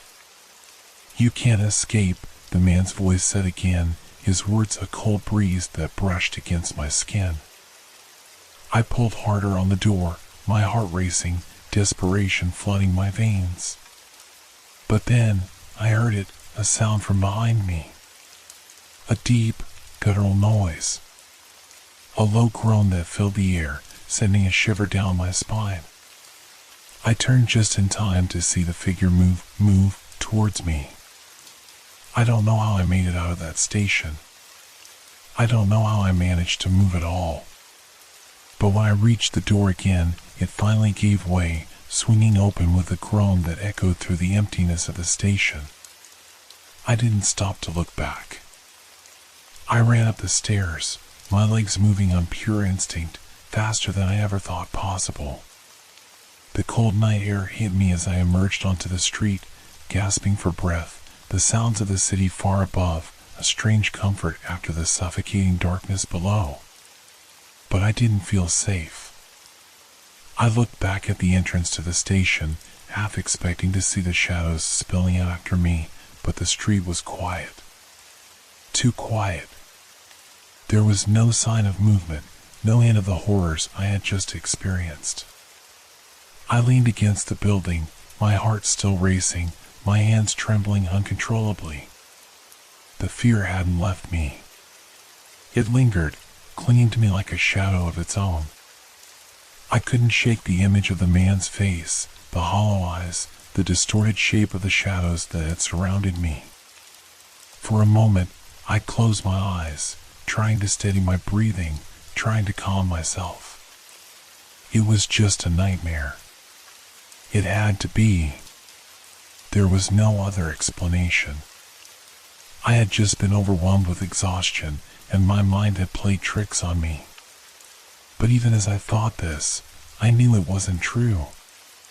Something had happened. Something real. Something that had followed me. A chill ran through me as I looked around.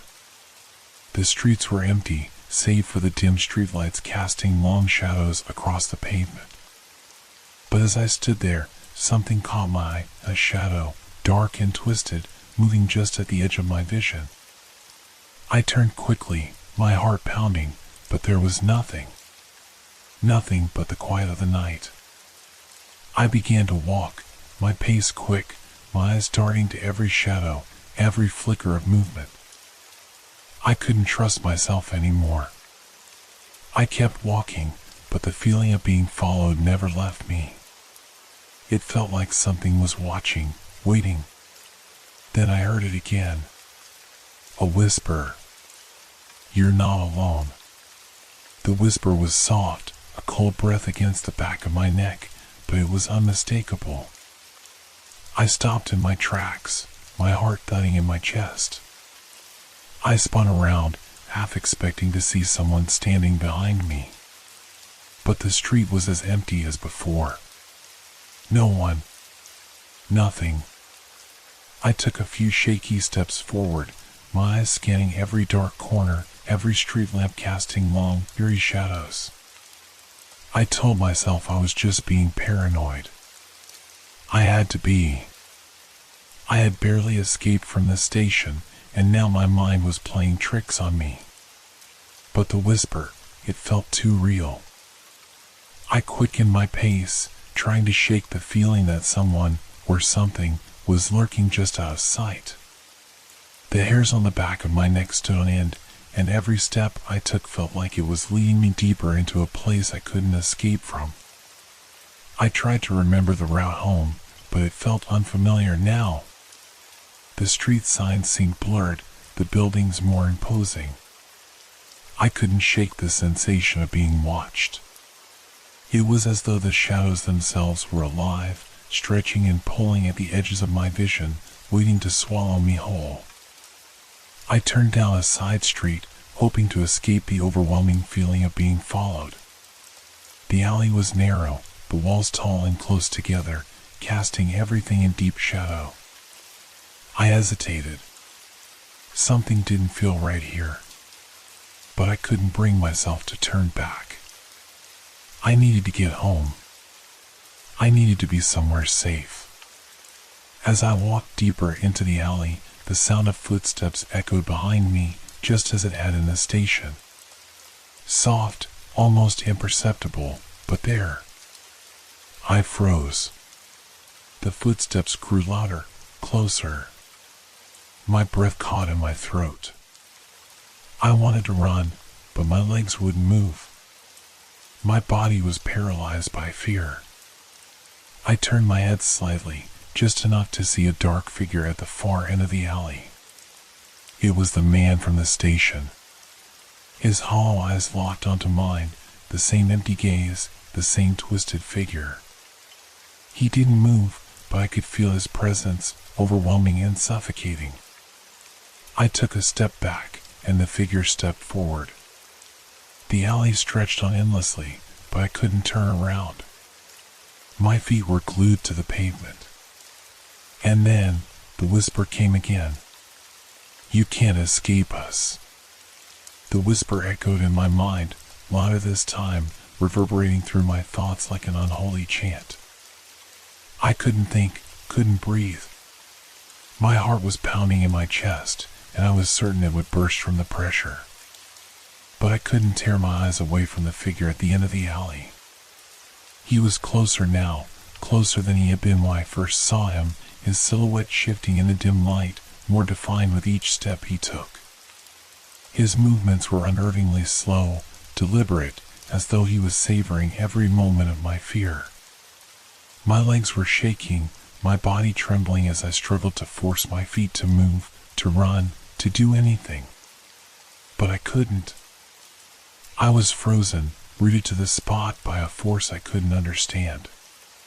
His mouth moved, the words coming through his cracked lips like a rasping breath. "You can't outrun us." I didn't respond. I couldn't. My throat was dry, a choking sensation gripping me as I tried to speak. The figure was now only a few feet away, his face no longer just a shadow. The skin on his face was pale, stretched tight over bone, his hollow eyes glowing with a faint, unnatural light. It wasn't the eyes of a living man. It was something else, something ancient. I wanted to scream, to run, but my body wouldn't obey. Every instinct in me told me to escape, to find safety, but there was no escape. Not from him. Not from them. The whispers around me grew louder, not just from the figure, but from the shadows that surrounded me. They were closing in, filling the air with a deafening hum, like the sound of voices crying out from some distant, unreachable place. "You belong here." The words came again, but this time they weren't from just one voice. They were a chorus, many voices, overlapping, blending together in a cacophony of despair. I felt a cold hand brush my arm, and I jerked away, but there was nothing there. Only the cold, suffocating air and the overwhelming sense that something was just on the edge of my perception, waiting to pull me into the dark. I didn't know how much longer I could stand it. I felt like I was losing my grip on reality, like I was slipping away into something darker, something beyond this world. And then, as I turned my head to escape, the shadows began to move. I wasn't alone anymore. I was surrounded. The shadows around me grew longer, darker. They weren't just clinging to the edges of the alley anymore. They were moving, crawling toward me like something alive, stretching and shifting with purpose. I felt their weight on my shoulders, pressing in from all sides, their cold fingers brushing against my skin. I wanted to scream, to push them away, but I was powerless. The whispers were louder now, drowning out everything else, each one like a clawing thought that scraped across my mind. "You can't run from us," they chanted, over and over, their voices blending into one maddening hum. I closed my eyes, trying to block out the sound, trying to gather my thoughts, but it was impossible.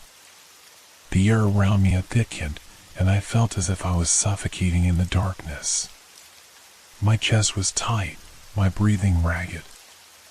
I could almost taste the fear in the air. The man, no, the thing, was right in front of me now. His face was so close that I could feel the chill of his breath, dead and cold like the grave. His hollow eyes seemed to pierce right through me, and for a brief moment, I felt like I was losing myself in them, falling into the abyss behind those empty sockets.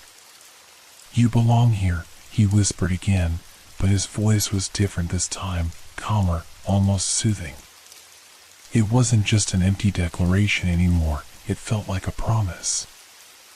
I shook my head, tears welling in my eyes as panic overtook me. I had to get out. I couldn't stay here. The walls of the alley were closing in on me, the shadows tightening around me like a noose. I stumbled backward, desperate to put some space between myself and the figure, but the shadows followed, slipping over the ground like liquid. They pulled at my feet, climbing up my legs, wrapping around my ankles like chains. I screamed, but the sound was muffled, as though the world around me was swallowing it up. The alley was alive now, its very walls seeming to shift and breathe. The darkness wasn't just surrounding me, it was inside me, pulling at my thoughts, at my very soul. A sudden surge of adrenaline flooded my system, and with it came the strength to break free, just for a moment. I yanked my foot out of the shadow's grip and took off running, my feet pounding the pavement. I didn't know where I was going. I didn't care. I just needed to get away. The sound of my footsteps echoed through the narrow alley, but the whispers were still there, trailing behind me, their cold fingers scraping at my mind.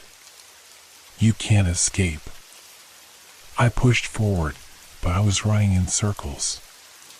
Every turn I took led me back to the same place. The same shadows. The same whispers.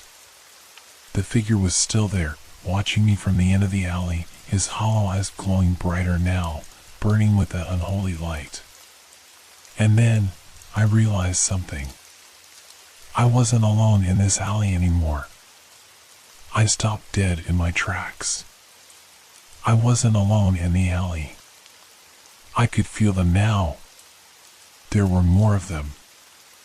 I couldn't see them clearly, but their presence was undeniable, cold, suffocating, pressing in from every direction. They were there, all around me, and I could feel them drawing closer, tightening the space between us.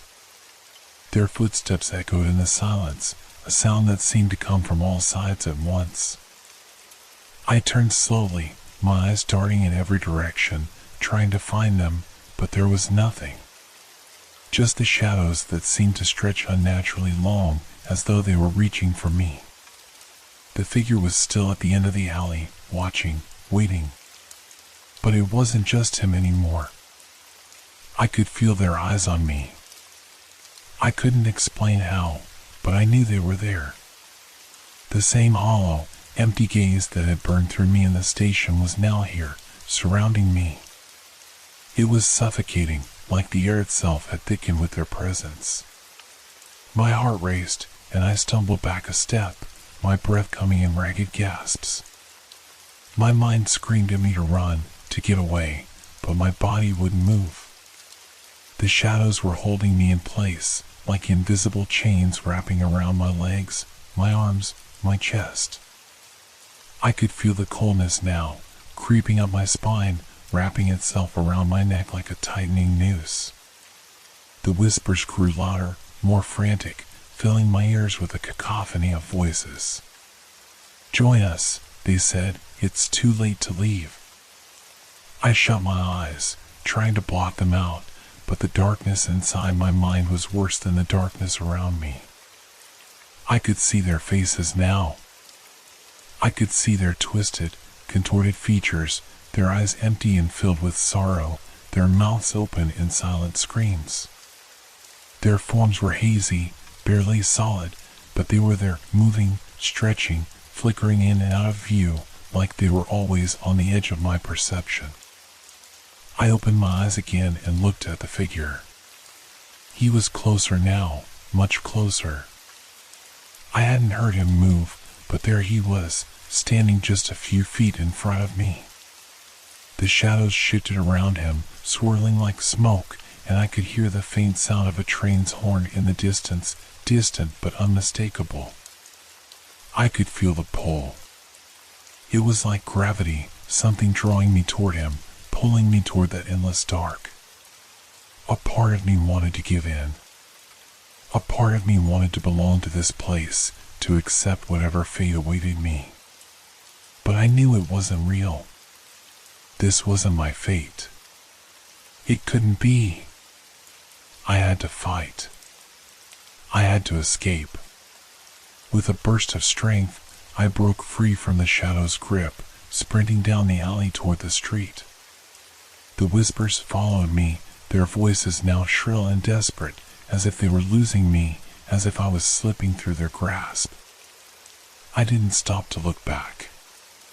The light of the street seemed so far away, so unreachable, but I kept running, each step feeling like a lifetime.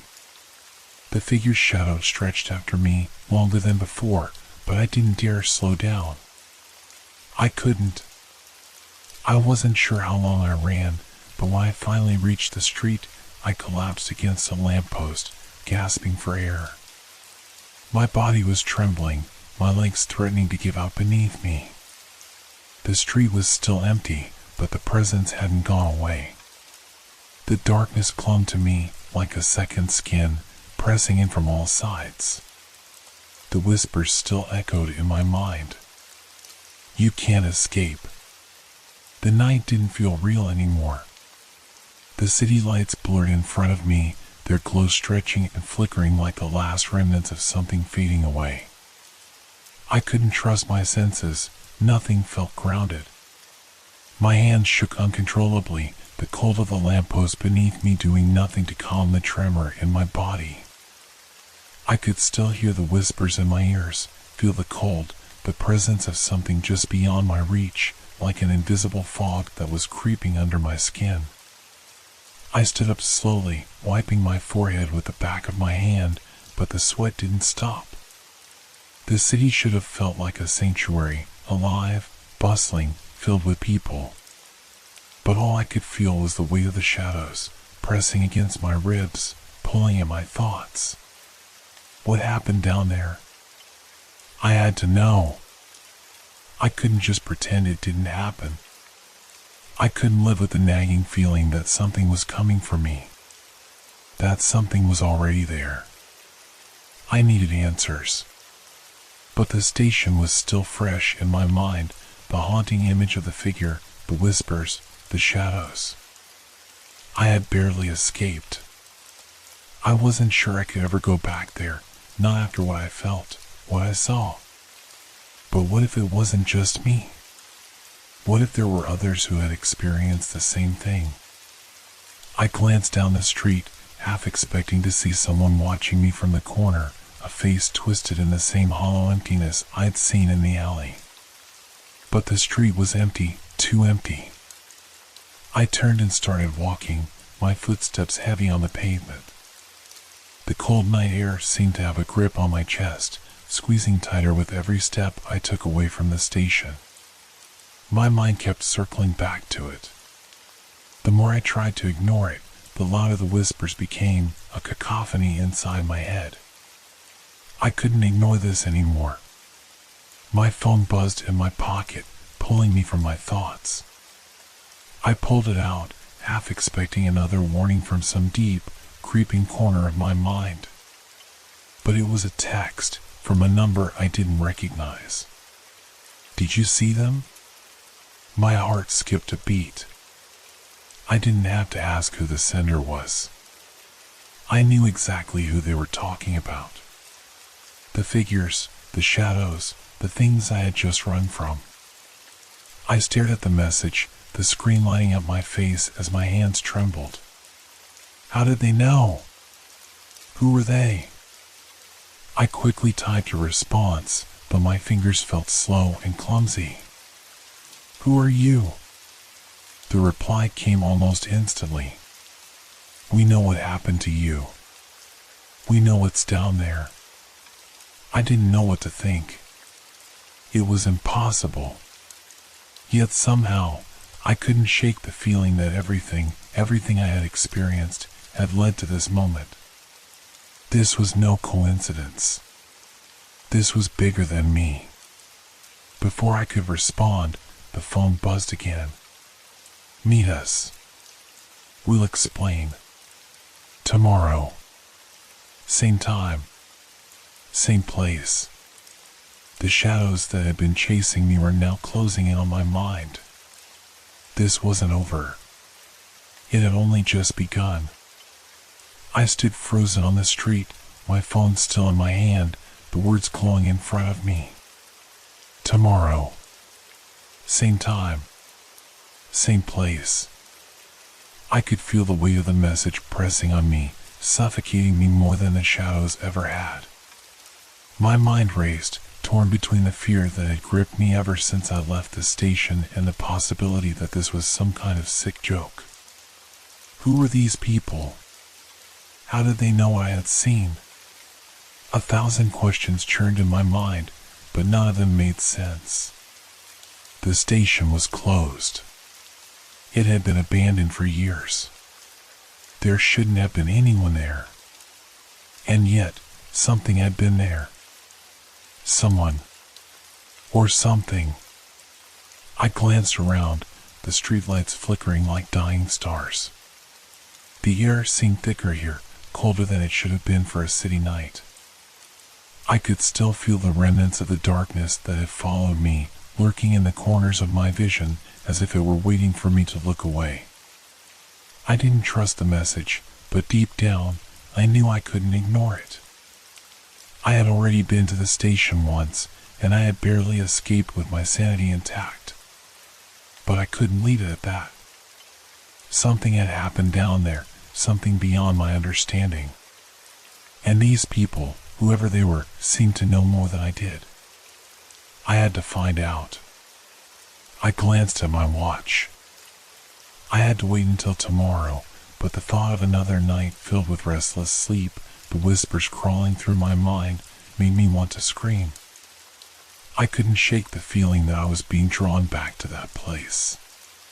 That I had no choice. I walked down the street, my footsteps echoing in the empty night, the phone still clutched tightly in my hand. The city felt distant, unreal. I could still feel the presence of the shadows, not in the air, but inside me. The fear was there, deep in my chest, gnawing at my thoughts. It wasn't until I reached my apartment that I realized how tired I was. Physically, emotionally, every part of me was drained. The walls of the apartment felt oppressive, the air too thick with memories I couldn't escape. I tossed my jacket aside and collapsed onto the couch, my mind still swirling with the events of the night. I tried to close my eyes, but the darkness wasn't the comforting kind. It was alive. It was waiting. I could feel it crawling under my skin. And I knew it wasn't done with me. Not yet. The night stretched on, but sleep didn't come. I lay in the dark, staring at the ceiling, my mind trapped in an endless loop of images, the shadows, the figure at the end of the alley, the whispers that had become a constant hum in my mind. Every time I closed my eyes, I saw their faces, those twisted, mournful faces of the lost. They were there, lurking just beyond my vision, waiting for me to give in. I tossed and turned on the couch, unable to find any comfort. The apartment felt smaller, as if the walls were slowly closing in on me. Every creak, every shift in the building sent my heart racing, making me think someone, or something, was moving just out of reach, waiting for the moment I would step into the darkness again. I couldn't stay here. I couldn't be alone with my thoughts, with the haunting images that still clung to me. I grabbed my jacket from the back of the chair and pulled it on. The cool air of the apartment did little to settle the heat building inside me. I needed to get out. I needed to do something to take my mind off the suffocating terror that gripped me. I stepped out into the night, my footsteps quick and uneven as I made my way down the stairs and out into the city. The streets were still quiet, too quiet. A low fog rolled across the ground, swallowing up the light from the street lamps. It was the kind of night where everything felt wrong, like something unseen was watching, waiting for the right moment to reveal itself. The message had promised answers. But as I walked through the empty streets, that promise felt more like a trap than a lifeline. What was waiting for me at the station? Who were these people who seemed to know more than I did? And what did they want? I didn't have the answers, but I couldn't stop. The feeling inside me was too strong. It was a pull, a magnetic force drawing me back toward that abandoned station, toward the darkness that awaited me there. The city seemed to melt away as I walked, the streets fading into the background. My feet carried me on their own, driven by some unseen force. Before I knew it, I was standing in front of the old, dilapidated station. The sign above the entrance was barely legible, the metal rusted and covered in grime. The gates were locked, the windows dark. It should have been abandoned. But as I stood there, I felt it.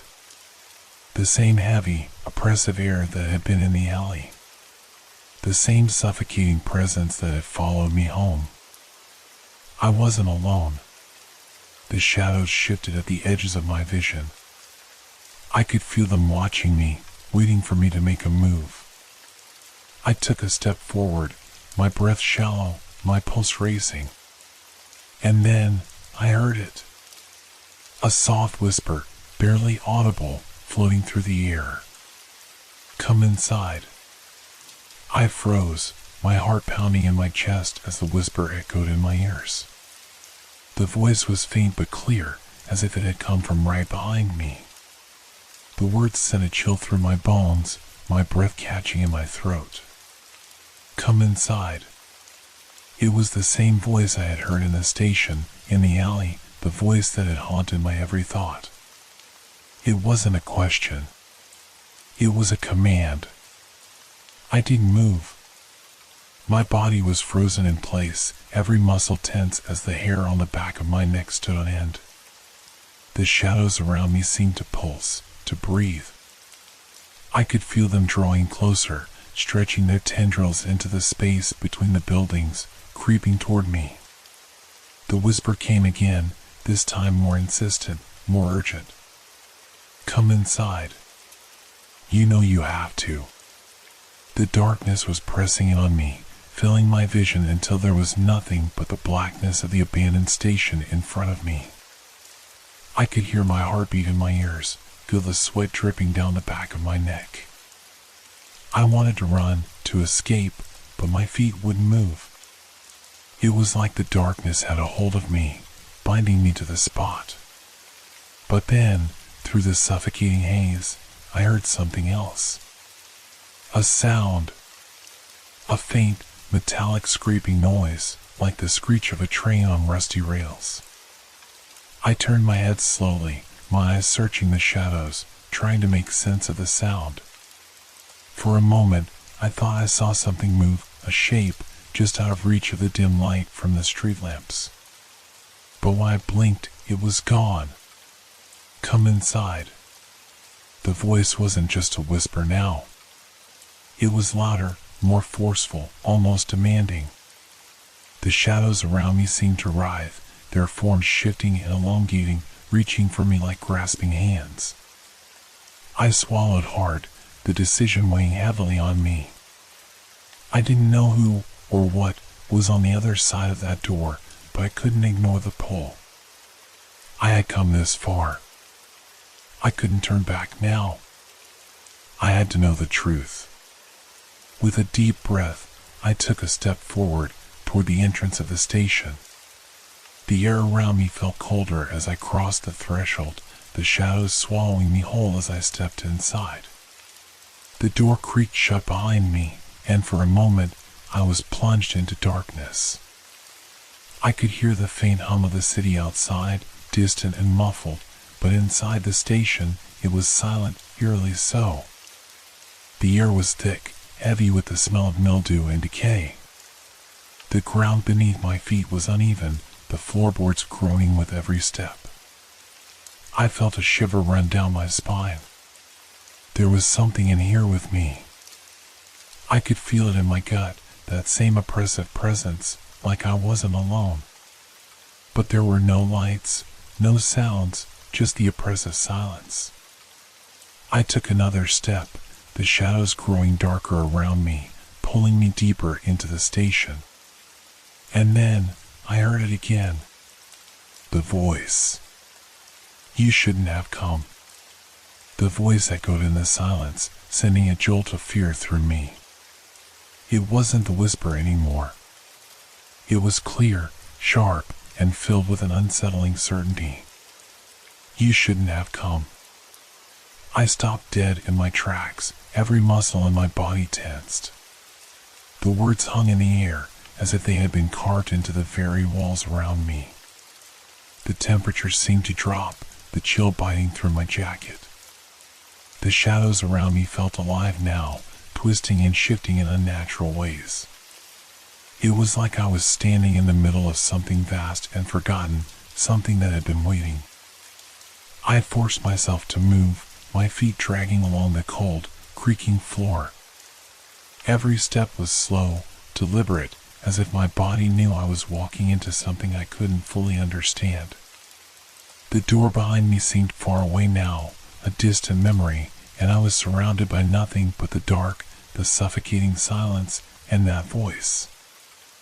I glanced around, searching for any sign of life, any clue about who or what was here with me, but the station was as still as the grave. The air smelled musty, thick with the scent of rust and mildew. The dim glow from the outside barely reached inside, leaving most of the station in near complete darkness. The walls seemed to close in, their surfaces scratched and worn by time. The further I walked, the more I felt the presence pressing in on me. It was like something was watching me from every corner, from every shadow. I could feel it on the back of my neck, in the pit of my stomach. The voice was gone, but its echo lingered in the silence. It was as if the very space was alive, breathing with me. Then, ahead, I saw it. A figure, standing in the dim light at the far end of the station. It was hard to make out at first, the figure blurred by the darkness, but I could tell it was tall, gaunt. Its shape seemed to distort the shadows around it. I froze. I didn't know what to think. Was it one of them? One of the people who had died in the accident? I took a shaky step forward, and then another, until I was standing only a few feet away from the figure. It didn't move. It didn't speak. I reached out, my hand trembling as I tried to touch it, but my fingers passed through the figure like smoke. My stomach lurched, and my breath caught in my throat. The figure wasn't real. Not in any way I understood. It was a shadow, a fragment of something lost, something trapped. My mind raced to make sense of it, but the more I thought about it, the more everything began to fall apart. I stumbled back, my body colliding with something solid.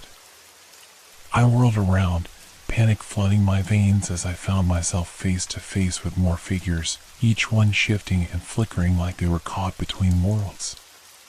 You shouldn't have come. The voice was louder now, a chorus of whispers, each one layering over the last, until it was almost deafening. My pulse raced, my heart hammering in my chest. You'll never leave. I backed away, but no matter which direction I turned, the figures remained, their hollow eyes following my every movement. The shadows around me were growing thicker, darker, like a storm ready to consume everything in its path. I tried to scream, but the words wouldn't come. I tried to run, but my legs wouldn't move. And then, I felt it, an ice-cold grip on my wrist, pulling me toward the center of the station. The grip on my wrist was unyielding, icy cold as it yanked me forward. My heart raced, my mind screaming for me to fight back, to break free, but my body wouldn't obey. The shadows wrapped around me, thick and suffocating, pulling me deeper into the station. I twisted and struggled, trying to break free, but my legs were like lead, my movements sluggish, as though the air itself was weighing me down. The figures around me flickered in and out of focus, their features more distorted with each passing second. The closer I got to the center of the station, the stronger the presence became, like something ancient and malevolent that had been waiting for me.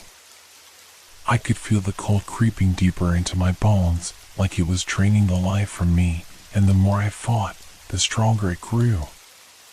My fingers were numb, and my vision blurred. My breath came in short, ragged gasps. The station, this place, was closing in on me, suffocating me from all sides. Then, I heard it. The sound of a train. A distant rumble, like the tracks were shaking beneath me. I froze, my body still as the noise grew louder, the rumbling vibrating through my chest. It was impossible. The station had been abandoned for years. There was no train. There couldn't be. But the sound was unmistakable. I could feel the vibrations in my bones, a heavy, rhythmic pulse that seemed to echo from the walls themselves. Suddenly, the shadows shifted, pulling me in a new direction. I didn't have time to resist as I was dragged closer to the edge of the platform. The air grew thick with the smell of metal, rust, and decay, the same stench I had noticed earlier, the one that clung to the walls like a bad memory. I didn't know what I was seeing now, what I was feeling, but the train, it was real. It was coming. The rumble grew louder, the darkness swirling around me, and then I saw it. The train was coming down the tracks, but it wasn't like any train I had ever seen. Its metal frame was twisted, warped, as if it had been pulled from the depths of some nightmare. Its lights were flickering, casting long, distorted shadows on the walls. And then, as it drew closer, I saw the passengers, dozens of figures, their faces pale, their eyes hollow and lifeless. They were the dead. The lost. The ones who never left. The train screeched to a halt right in front of me, the doors sliding open with a mechanical groan. I could feel the cold air rushing out from inside, and someone, was waiting for me. "You're too late." The voice came from behind me, and I spun around, my breath caught in my throat. The shadows were thicker now, crawling up my legs, holding me in place. I couldn't move. I couldn't scream. The figure standing at the door of the train was tall, its form twisted like the rest, but its face was what I knew. What I recognized. It was me. I stumbled backward, my eyes wide with disbelief. The figure in front of me, the one who looked like me, was standing in the doorway of the train, watching me with those hollow, lifeless eyes. My breath caught in my throat as I tried to comprehend what I was seeing. How could this be? I had to be hallucinating, or maybe this was some kind of twisted dream. But the more I stared at it, the more real it became. The figure wore the same clothes I had been wearing when I entered the station, the same jacket, the same shoes. It was a perfect replica, except for the eyes. The eyes were empty, dark, as if something had taken everything inside and left nothing behind. "You shouldn't have come." The voice was mine, but it wasn't mine. It was cold, detached, echoing from the depths of the shadows. It sent a wave of dread crashing through me, and my legs shook, threatening to give way beneath me. I wanted to scream, to run, but I was paralyzed by the presence of this thing that was me. The figure took a slow step forward, and the train doors creaked shut behind it, as if closing me off from any escape. The screech of the train's brakes echoed through the station, a sound that reverberated deep in my chest, making my skin crawl. "You will never leave," the figure continued, its voice now a chorus of whispers, all overlapping in a maddening hum. "You're already one of us." I shook my head, trying to make sense of it all. I had to wake up from this nightmare. There had to be an explanation, a way out. But deep down, I knew it wasn't a dream. This was real. Every inch of my body screamed that it was real. The cold, the darkness, the suffocating weight of it all. And most of all, the train. The figure took another step forward, its hand outstretched toward me. As it moved closer, I could feel an intense pressure building in my chest. The air was thick, heavy with something I couldn't name.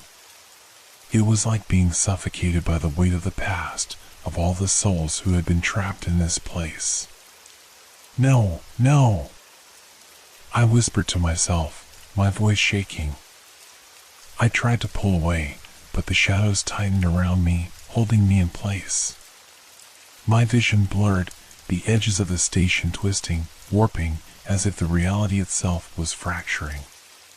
The figure's hand was now just inches from my face, and I could see something, a glimmer, something in its eyes. It wasn't just emptiness. There was recognition there, too. a flicker of something that was once human. And then it spoke again. You're just like us now. Trapped. Forever. The words hit me like a physical blow. I gasped for air, but the shadows were closing in on me, wrapping around my throat, squeezing the life out of me. I tried to scream, but no sound came out. The station was no longer just a place, it had become a tomb, a prison.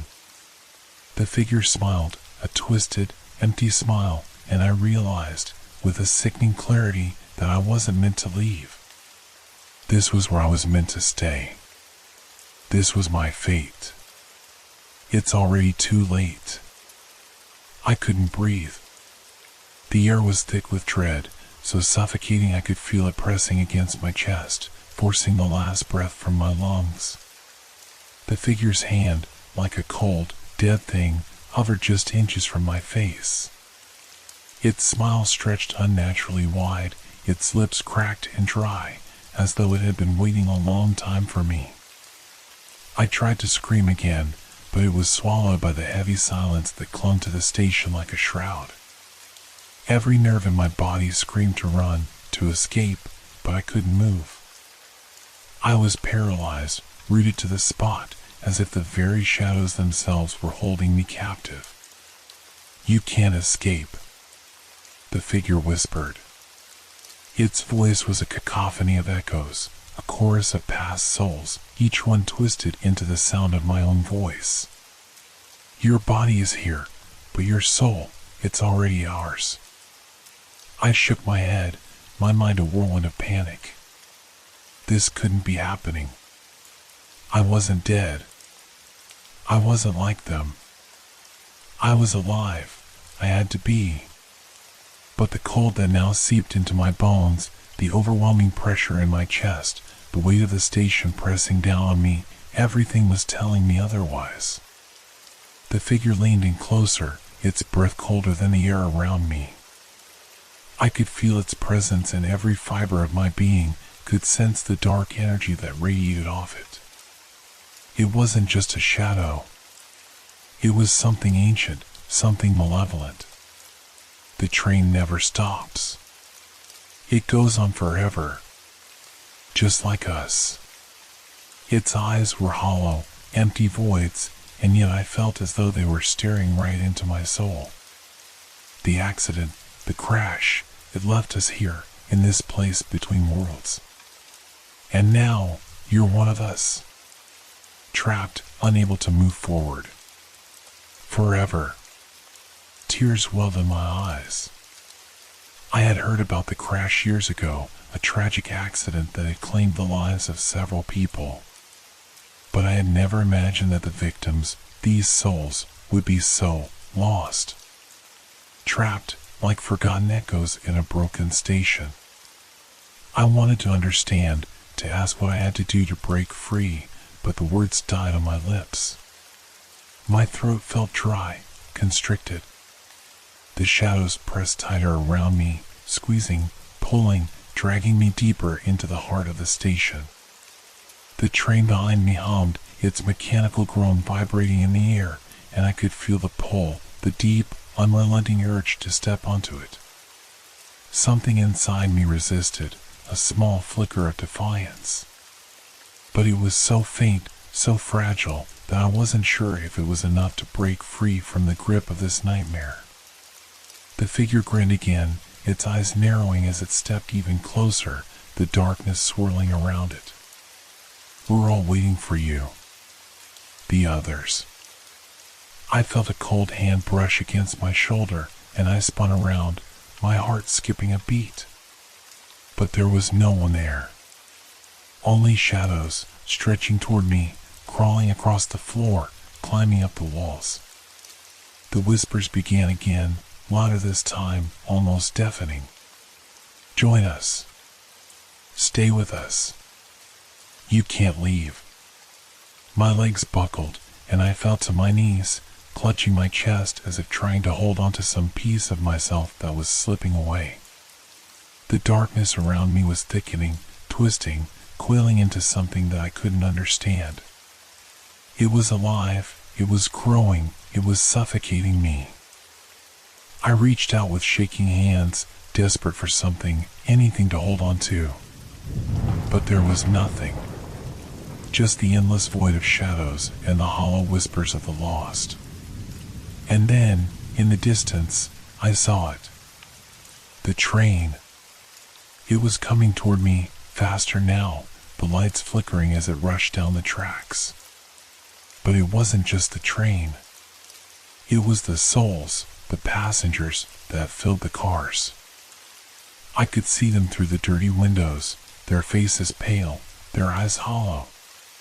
They were all looking at me, waiting for me, calling me to join them. I wanted to look away. I wanted to escape.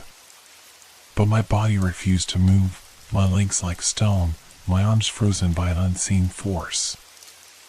I could feel the train getting closer, the sound of the tracks echoing in my head, louder and louder, until it was all that existed. And then the door opened. "Come." The figure said one last time, its voice soft now, like a lullaby. "It's time." The door of the train yawned open before me, a dark void, inviting and cold. My body trembled, paralyzed by the pull, the inevitable attraction of the train that was now right before me. The faint glow of the flickering lights seemed to stretch, pulling at my very soul. Every instinct screamed for me to run, to turn and escape, but something held me in place, an unseen force, a weight far heavier than physical gravity. "It's too late to fight it."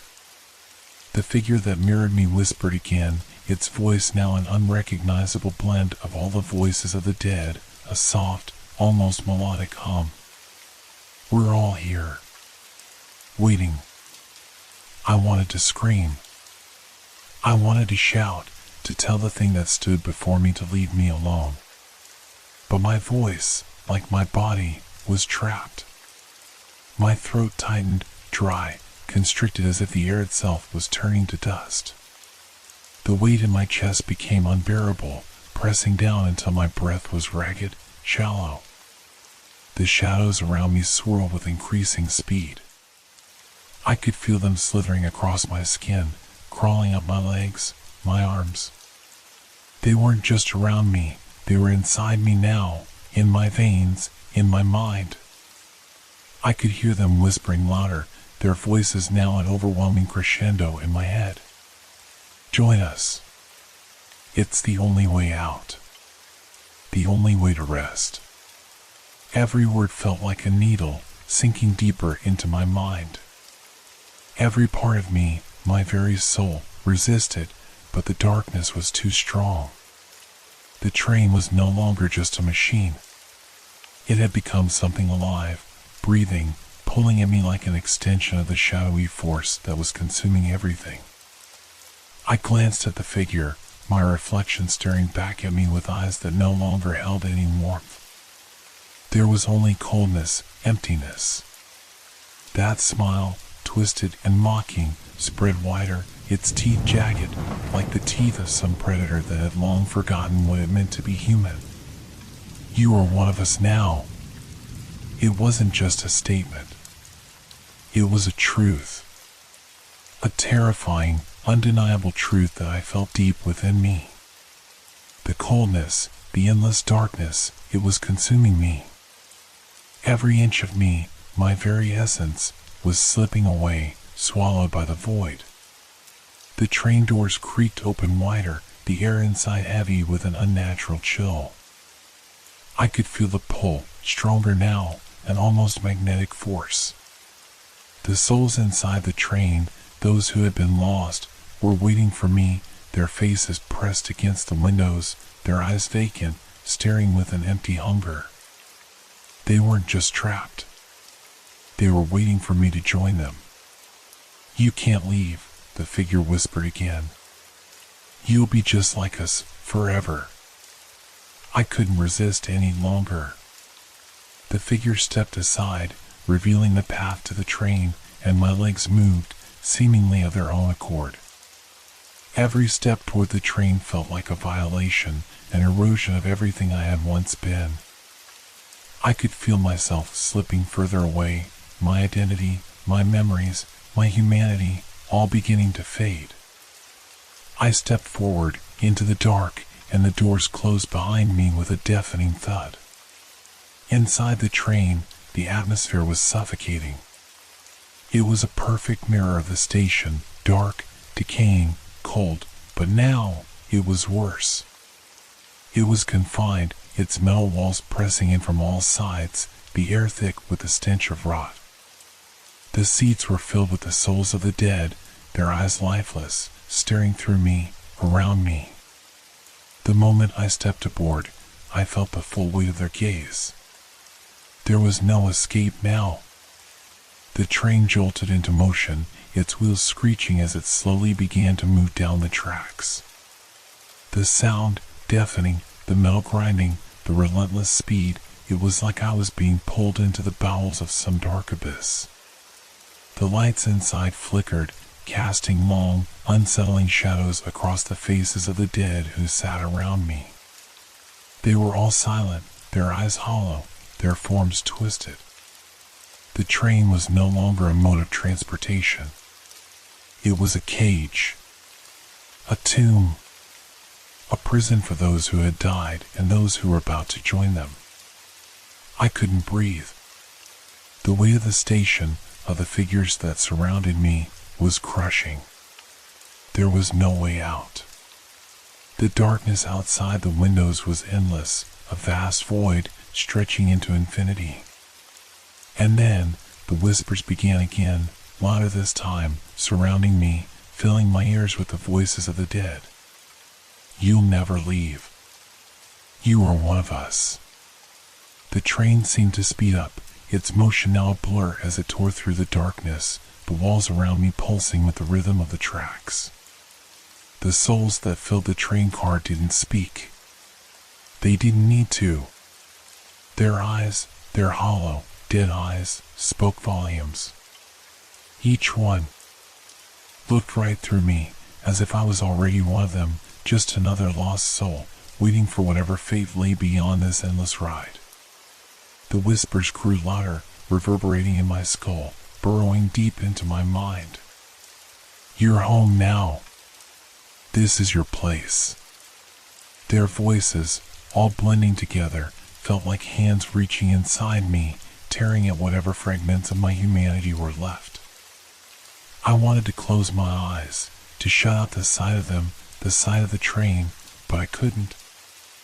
I couldn't look away. The train's interior had shifted, and I realized with growing horror that the seats weren't just occupied by souls, they were occupied by their memories, their fears, their regrets. The faces of the dead blurred, melting together until they became something unrecognizable, a mass of souls bound to this eternal journey. Their bodies were there, but their spirits were lost, drifting in this inescapable nightmare. The train jerked violently, snapping me out of my trance. My heart slammed against my ribcage. I grabbed the seat beside me for support, my fingers cold and clammy. It was too much to bear. The weight of it all, the endless train ride, the souls trapped in it, the loss of my own self, was crushing me. I wanted to scream, to beg for it to stop, but the words caught in my throat, like a cold, iron hand pressing down on my chest. The figure, the one that had been me, moved closer, standing at the end of the car now, its eyes never leaving mine. That cold smile spread across its face once again. You thought you could escape. It spoke softly, but its voice carried an ancient echo, a truth that rang in the very air around me. You're one of us now. There is no escape. The train began to slow, the screeching of the brakes filling the air with a high-pitched wail. My heart raced. What was happening? Were we stopping? Was this the end? As the train came to a halt, I looked out of the window. The station that stood before me wasn't like any I had ever seen.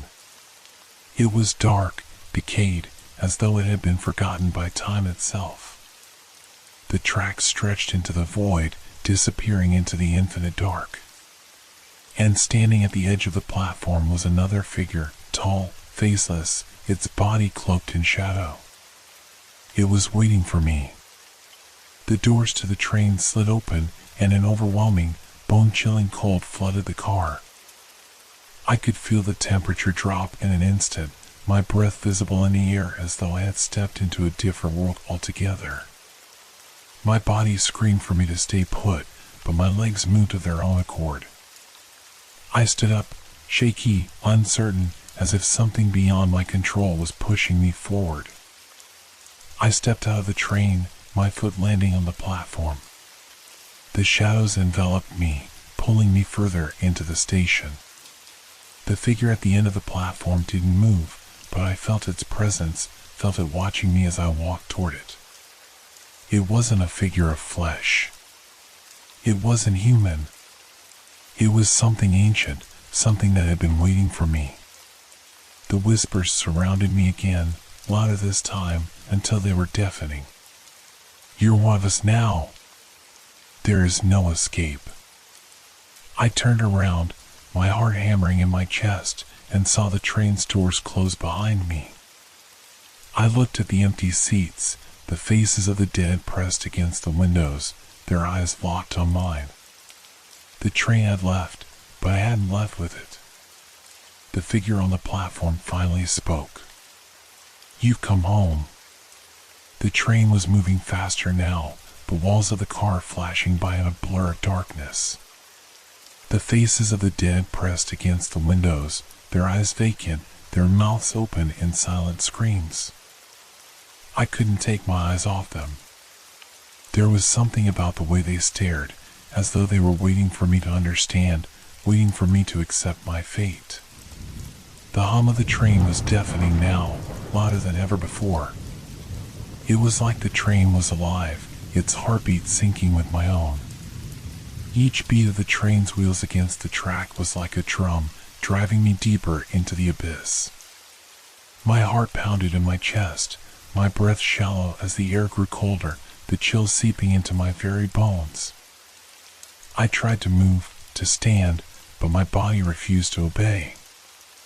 I was trapped, my legs locked in place, my hands gripping the cold metal of the seat. It felt like something was holding me down, a force beyond my control, and it was pulling me towards something I couldn't see. "There's no escape," the whisper came again, soft and cruel, seeping into my mind. "You belong here now." The words felt like a weight, pressing down on me. I wanted to scream, to fight back, but I couldn't. My mouth was dry, my thoughts scattered. The whispers surrounded me, growing louder, more insistent. "You'll never leave." The train suddenly lurched, and for a moment, everything went black. I gasped, my body jerking forward as I struggled to find my bearings. The darkness was so thick, so absolute, that I couldn't even see my own hands in front of my face. But then, the lights flickered back on, casting a dim, sickly glow over the car. And I saw it. At the far end of the train, there was a figure. It stood perfectly still, its face hidden in the shadows. I couldn't make out any details, but I knew it was watching me. I could feel its gaze, cold and unfeeling, locked onto me as though it had been waiting for me all this time. The figure stepped forward, and with each movement, the shadows seemed to deepen, closing in around it like a shroud. It was no longer just a shadow, it was something real, something I couldn't escape. "You're here." The voice came again, softer this time, but just as terrifying. "You were always meant to be here." The train began to slow, its wheels screeching as if resisting the inevitable. The figure moved closer, and with every step it took, I felt myself drawn to it, pulled by some invisible force. It wasn't just a figure anymore. It was me, or at least it was a reflection of me, twisted and broken. I reached out a trembling hand, my fingers brushing the cold window of the train. The faces of the dead pressed closer, their expressions twisted in agony. They weren't just watching me, they were begging me to join them. Their eyes locked with mine, their silent pleas echoing in my mind. "You belong with us," the voice said again, now no longer soft, but commanding. "You've always been one of us." I tried to pull my hand away, but I couldn't. It was as though I was trapped in place, as if the train itself had become a part of me. I wanted to scream, to escape, but all I could do was stare at the faces around me. I couldn't remember how long I had been on this train. Was it days? Weeks? Years? Time seemed to have lost all meaning. The figure was standing directly in front of me now, its face still hidden in the shadows. But I could feel its presence. It was suffocating, oppressive, like a heavy weight pressing down on my chest. And then, finally, it spoke again. "It's time." The air in the train grew thick, suffocating, as if the very atmosphere was closing in on me. I could no longer breathe freely. My chest tightened with every breath I took, and the walls of the car seemed to shrink, the space around me becoming smaller, darker. The train's screeching wheels were the only sound that pierced the oppressive silence, each one reverberating in my bones. "You can't escape now," the figure's voice whispered, softer than before, but its words echoed through every corner of the train. "The station is closing. It's too late for you to go back." I wanted to scream, to run, to get away from it all, but I couldn't. My body felt heavy, as though the air itself was made of lead, pressing me down into my seat. My hands trembled uncontrollably, and I could feel my heart pounding in my chest, desperate for freedom that I would never find. The figure reached out, its hand emerging from the shadow like a dark, skeletal claw. I flinched, but my body wouldn't move. I was frozen, locked in place, as the figure leaned closer. Its cold breath brushed against my face, chilling me to the core. "We're going to the end now," it whispered. "To where it all ends." The train's speed had increased again, the walls of the car vibrating with the intensity of the motion. I could feel the air around me shift, a strange pressure building in the space between us. The figure stood inches away, its presence overwhelming, suffocating me. Its form was no longer just a shadow, it was solid, real, and its eyes, deep and endless, were locked on mine. "You're not going to make it." The voice was colder now, more final, like the closing of a door. Suddenly, the train jolted violently, the screeching metal filling my ears as the lights flickered and then went out entirely. Darkness engulfed us. My breath hitched, panic surging through me. The train wasn't just slowing, it was coming to a halt. And then, through the blackness, I saw it, the end of the tracks. A deep void stretched beyond the train, an endless abyss. There was no station, no platform, just darkness swallowing everything. The whispers of the dead surrounded me now, closer than ever before, their voices like a cacophony of lost souls, begging, crying, whispering my name. Before I could react, I felt a sharp pull at my chest. I was being dragged, pulled toward the edge of the abyss. The figure, no longer just a shadow, was holding me, its grip icy and unrelenting. I tried to scream, but my voice failed me, drowned by the chorus of wails echoing in the dark. "Welcome home." The figure's voice was the last thing I heard before everything went black. And then, nothing.